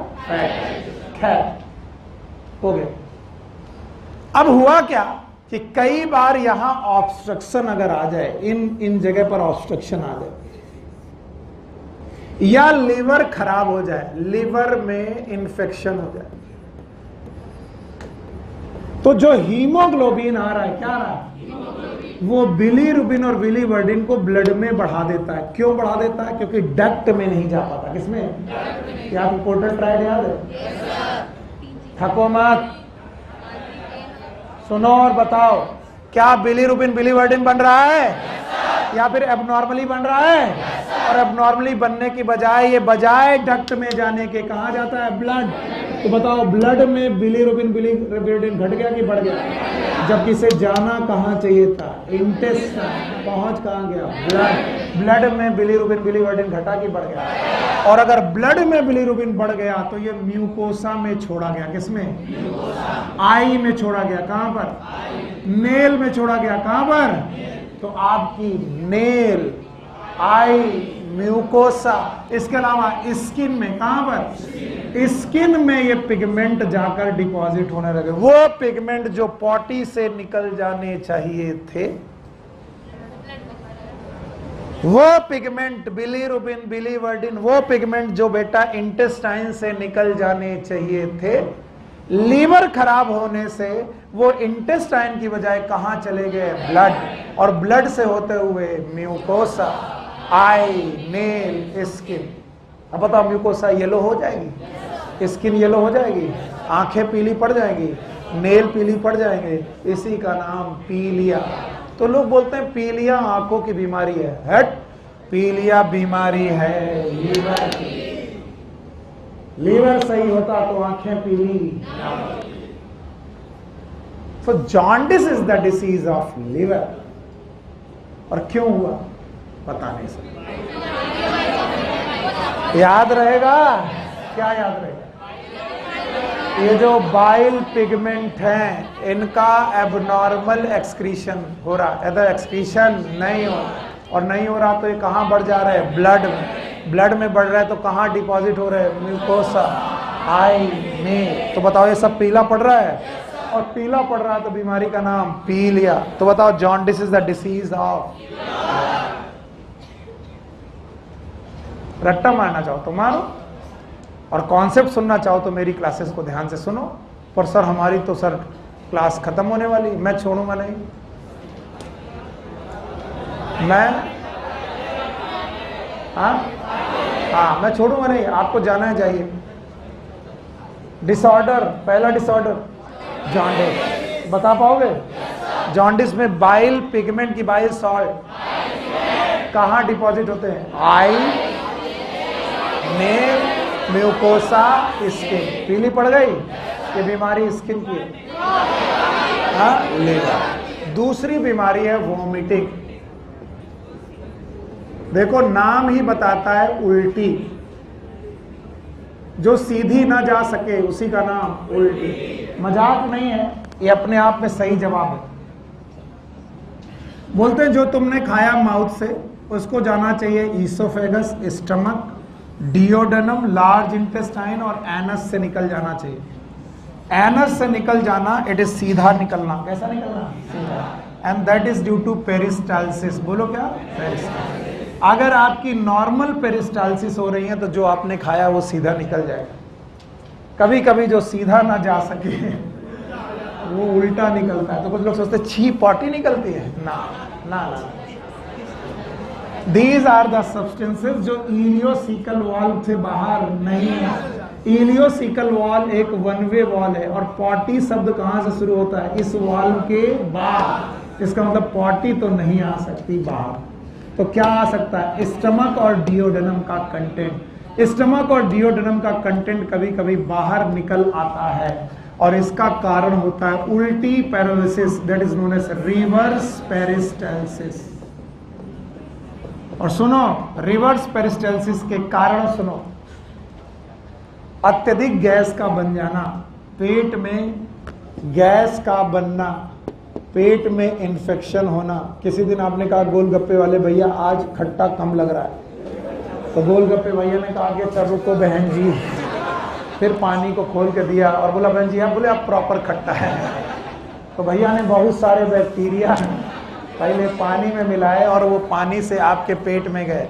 इन बैक्टीरिया ने आपको क्या किया? इन्फेक्शन। फिर से बोलो। और इन्फेक्शन से बनी गैसेस क्या बनी? और क्योंकि infection is by bacteria, bacteria का फर्मेंटेशन, फर्मेंटेशन से क्या बनी? गैस। और इन गैस ने मारा धक्का, धक्का मारा तो उल्टी। सीधा कि उल्टा? हाँ जी, थैंक यू वेरी मच कि आपने कुछ पूछा। क्या बेटा?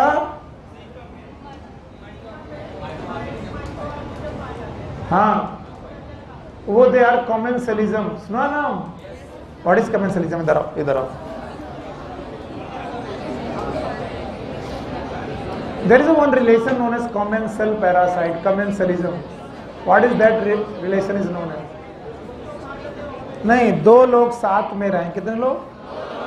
एक को कोई फायदा और नुकसान ना हो और दूसरे को फायदा। तो there are so many bacteria present in our caecum, they digest cellulose for us. किस क्या?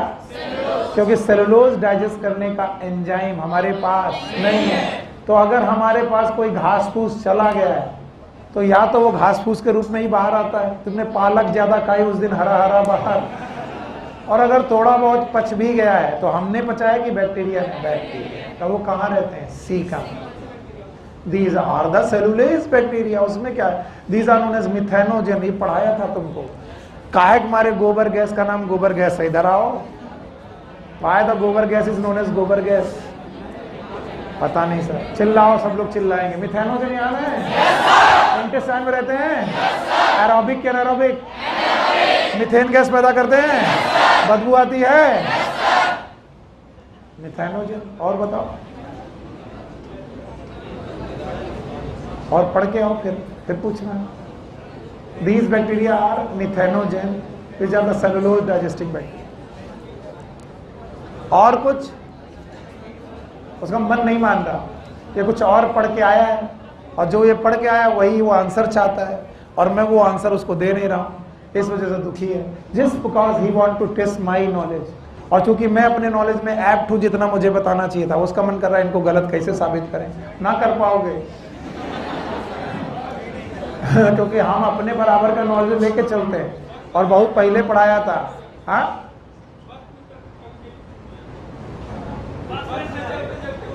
अरे उसका कारण नर्वस सिस्टम है, और नर्वस सिस्टम, इधर आओ, 3 ईयर आते जाओ, एक्सटर्नल, मिडिल, इंटरनल। उसमें मेम्ब्रेनस लैबिरिंथ, बोलो क्या? मेम्ब्रेनस लैबिरिंथ में कैल्शियम कार्बोनेट, ओटोलिथ, बोलो ओटोलिथ। ओटोलिथ का 3 डायमेंशनल सेमी सर्कुलर कैनाल, बोलो। तो फिर क्यों पूछ रहे हो? अभी तक पढ़े ही नहीं। तो कान में ओटोलिथ की 3 डायमेंशनल पोजीशन, सुनो सुनो सुनो, 3 डायमेंशनल पोजीशन बिगड़ने की वजह से सेरिब्रम को लगता है कि बॉडी इधर उधर मूव कर रही, और जिस सिकनेस का नाम है मोशन सिकनेस, बोलो मोशन सिकनेस, फिर से बोलो मोशन सिकनेस। तो जब भी आपकी बॉडी थोड़ी बहुत मोशन करेगी, आपकी नर्व गड़बड़ होगी और आपको उल्टी फील होगी, that is known as motion sickness. इसका डाइजेशन से कोई लेना देना नहीं है। And like the motion sickness there is a morning sickness. नाम सुनो, मॉर्निंग सिकनेस। गर्भवती महिलाओं को सुबह सुबह जो उल्टियां होती हैं, this is known as morning sickness. इसका भी डाइजेशन से कोई लेना देना नहीं। तो ऐसी बहुत सारी सिकनेस है जो आपकी जिंदगी में आएंगी जब आप MBBS करेंगे। तो हमें बख्श दे, जब हम नर्वस सिस्टम पढ़ाएंगे भाई साहब, यही 5.5 साल यही पढ़ा है, इसी को पढ़ाने में सबसे ज्यादा इंटरेस्ट आता है। MBBS करते वक्त यही पढ़ा है। इनको पढ़ने के लिए, हमको पढ़ाने के लिए पढ़ने की जरूरत नहीं है, तुम पूछते जाओगे हम बताते जाएंगे। So you need not to check my knowledge please, छोड़ दो। अगर क्यूरियोसिटी है तो इट्स गुड। उसकी क्यूरियोसिटी थी, बिल्कुल सही क्यूरियोसिटी है। उसने कहा कि सर जब हम गाड़ी में बैठते हैं उल्टी आती है, काहे? तो गाड़ी हिलती है, और मोशन सिकनेस की वजह से हमारे इंटरनल ईयर के ओटोलिथ, सुने हो? अब नाम ही नहीं सुना तो हम क्या करें होगा। वो आपको 3 डायमेंशनल डिस्टरबेंस पैदा करते हैं। मैं पढ़ाऊंगा, थोड़ी देर रुको। तो फिलहाल मैंने क्या पढ़ाया, वोमिटिंग। उसके पहले जान, अब क्या, डायरिया। तो जहां पर मिले रिया, मतलब उसका बह जाना। जहां तुम्हें शब्द मिले रिया, मतलब ये बह गया। राइनोरिया, नाक का बहना, बहना नहीं बहन नहीं, बोले एक बहना मतलब बहन नहीं, वो बहन नहीं, बहना मतलब टू फ्लो, तो बहन बहना नहीं। नाक का बहना राइनोरिया। गोनेड का बहना, गोनेड से वाइट डिस्चार्ज गोनोरिया, सुने हो? और इंटेस्टाइन का बह जाना डायरिया। जहां जहां रिया वहां वहां, तो diarrhoea it is a fluidity, चुप रहो, fluidity of the faecal matter. Faecal matter की फ्लूइडिटी हो जाना, और साथ में एबनॉर्मल फ्रीक्वेंसी। अब कोई पूछे फ्रीक्वेंसी क्या होता है, तो वो जानता है पर यूनिट टाइम में कोई भी प्रोसेस कितनी बार हो रहा, that is known as frequency. And the per unit time is 1 day. एक दिन में ज्यादा से ज्यादा कितनी बार? 2 बार, और 2 बार से ज्यादा। लेकिन प्रोवाइडेड वो कैसा होना चाहिए? गीला गीला, सूखा सूखा। तो गीला गीला अगर आ रहा है, देखो कितना गंदा बोलते हैं सुनील सर, बट बेटा जिंदगी में यही आएगा। आप पूछोगे साहब पोटी आ रही, तो आपको पूछना पड़ेगा कैसी तो बोलेगा सर वाटरी डायरिया है, और इस डायरिया के लिए आपको जोर लगाने की जरूरत नहीं, सब अचानक बह जाता है। कितना गंदा बोल रहा हूं, क्या ये आपने फील किया है? Do you like it? Yes. नहीं, इसको कोई लाइक नहीं करता। जब भी ये होता है आपकी हालत ऐसे हो जाती जैसे आपको 10-15 दिन से दबा दबा के मारा गया है। हाँ, मेरे को लाइफ में कई बार हो चुकी है, अगर तुम्हें नहीं हुई तो तुम्हें कब्ज है। आज बदतमीज कहीं। यहाँ कौन सी झंडू बाम, तुम्हारी डिग्री हम हर लेंगे, लगाने की चीज खिला रहा है। हमारे यहाँ पर एक्चुअली ये हुआ, एक बार ऐसा हुआ, किसी ने किसी को आयोडेक्स दिया। वो गांव का इतना बंदा आदमी था, उसने कहा सारी दवाइयां सुबह दोपहर 3 बार खानी है, और उसको बैक एक भी थी तो आयोडेक्स भी लिख दिया। अब उसने कभी आयोडेक्स नहीं देखा था, इतना दूरस्थ गांव का था। तो उसने कहा कि साहब ये खाने में बड़ी दिक्कत होती है, ये बताओ रोटी में लगा खाया करें। तो डॉक्टर साहब ने कहा ये तुमने खाना नहीं क्या? बोले हाँ, आप इनको कहा था सुबह दोपहर शाम। तो हर चीज खाने की। हे राजन, जिसे तुम बाम कह रहे हो वो खाने के लिए नहीं। तो हे राजन, अगर तुमने बाम खाया तो डायरिया घटेगा कि बढ़ जाएगा? तो हे राजन, आपकी बुद्धि सठिया चुकी है। भाइयों देखो, आप मजाक कर रहे हो, आपका टाइम वेस्ट हो रहा है। फ्लूइडिटी ऑफ फीकल मैटर बढ़ जाएगा, एबनॉर्मल फ्रीक्वेंसी बढ़ जाएगी। फ्रीक्वेंसी घटेगी कि बढ़ जाएगी? बढ़ जाएगी। और आपको अगर ऐसा हो रहा है तो आपको डायरिया हो रहा है। Now the constipation. Constipation diarrhoea का एकदम उल्टा है। इसको हिंदी में बोलते हैं कब्ज। कब्जा नहीं, बोले घर में कब्जा कर लिया, कॉन्स्टिपेशन कर लिया। ओके, इट्स कब्ज। व्हाट इज कब्ज? इंटेस्टाइन में, लार्ज इंटेस्टाइन में जहां रेक्टम है, कहां पर बेटा? रेक्टम में पॉटी रुक जाए और स्टोर रहे, एबनॉर्मल टाइम तक रहे। एबनॉर्मल। अभी सुनो, मैं कोलॉन में क्यों रोक रहा हूं, सुको चुपचाप, पहले पूरा पढ़ा ले दिया करो फिर बता रहे। रेक्टम में रुकने का कारण क्या है कि आपकी सर्केडियन रिदम खराब हुई। तो सर्केडियन रिदम खराब होने के कारण आपका स्ट्रेस हो सकता है। आपने 2-3 दिन खाना नहीं खाया और आपको मोशन नहीं हुए। जब मोशन नहीं हुए तो आपकी रेक्टम में पड़ी हुई जो बेटा फीकल मैटर है वो रेक्टम में पड़ी रही। और रेक्टम की खास बात है उसकी इंटेस्टाइन वाटर बहुत एब्जॉर्ब करती है। तो उसने सारा वाटर, जो पॉटी था, पॉटी का सारा वाटर एब्जॉर्ब कर दिया। And the potty become the thick like solid, like you know, it become like the hard stone, stony solid हो गई। And that is known as faecolith. अब उस क्वेश्चन का जवाब जिसने पूछा, जब ये फीकोलिथ हो गई तो यहां पर जो पॉटी है वो रेक्टम के पास रुकी हुई। अब नया फीकल मैटर जो बन रहा वो रेक्टम में रुकेगा कि कोलॉन में?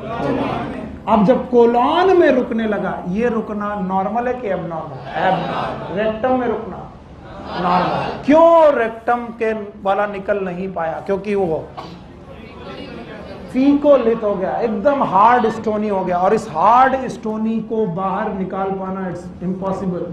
कई बार इतना ज्यादा हो जाता है कि हमें इनेमा लगाना पड़ता है। क्या इनेमा? हम एनएस के थ्रू जेली डालते हैं और इसे लिक्विफाई करते हैं। यह है कब्ज। क्योंकि रेक्टम में रुकना इज नॉर्मल, और रेक्टम अगर ब्लॉक है तो बाकी फीकल मैटर कहां रुकेगा? हाँ, कोलॉन। और बेटा कोलॉन में रुकेगा तो कोलॉन में रुकना it is known as constipation. अब क्या करें? या तो हम यहां सॉल्ट डालें, सॉल्ट डालने से यहां की ऑस्मोलैरिटी बढ़ जाएगी, पानी बाहर निकलेगा, ये लिक्विफाई होगा, बाहर आएगा। या फिर हम जेली लगाएं, that is known as enema. बोलो क्या? और कई बार ऐसा होता है इनेमा निकाल कर लगा करके हम लोग ये पूरा पॉटी बाहर निकालते हैं, it is known as constipation. और कॉन्स्टिपेशन की खास बात है, अगर सब कुछ रुक गया तो बहुत गैस बनेगी, और गैस बनने की वजह से आपको कोलिक पेन होंगे, कोलॉन में बहुत पेन होगा, और साथ में वोमिटिंग भी होगी। क्या होगी? तो ये नॉर्मल चीज नहीं है, बहुत मुश्किल में डाल सकती है आप। इसलिए रोज का रोज सुबह शाम फ्रेश होते रहिए, पता नहीं किस दिन आपको क्या हो जाए।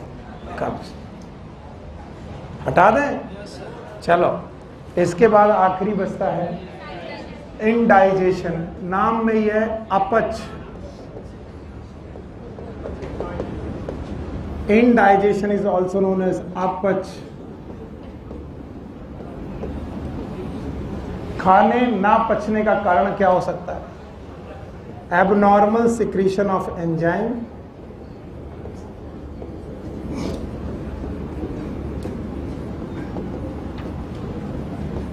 एंजाइम का कम सिक्रीट होना,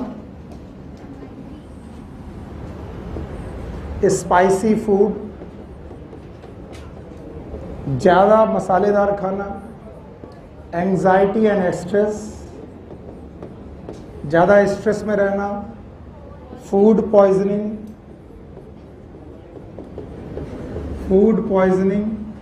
और कुछ ओवर ईटिंग, ज़्यादा खाओगे तब भी ओवर ईटिंग।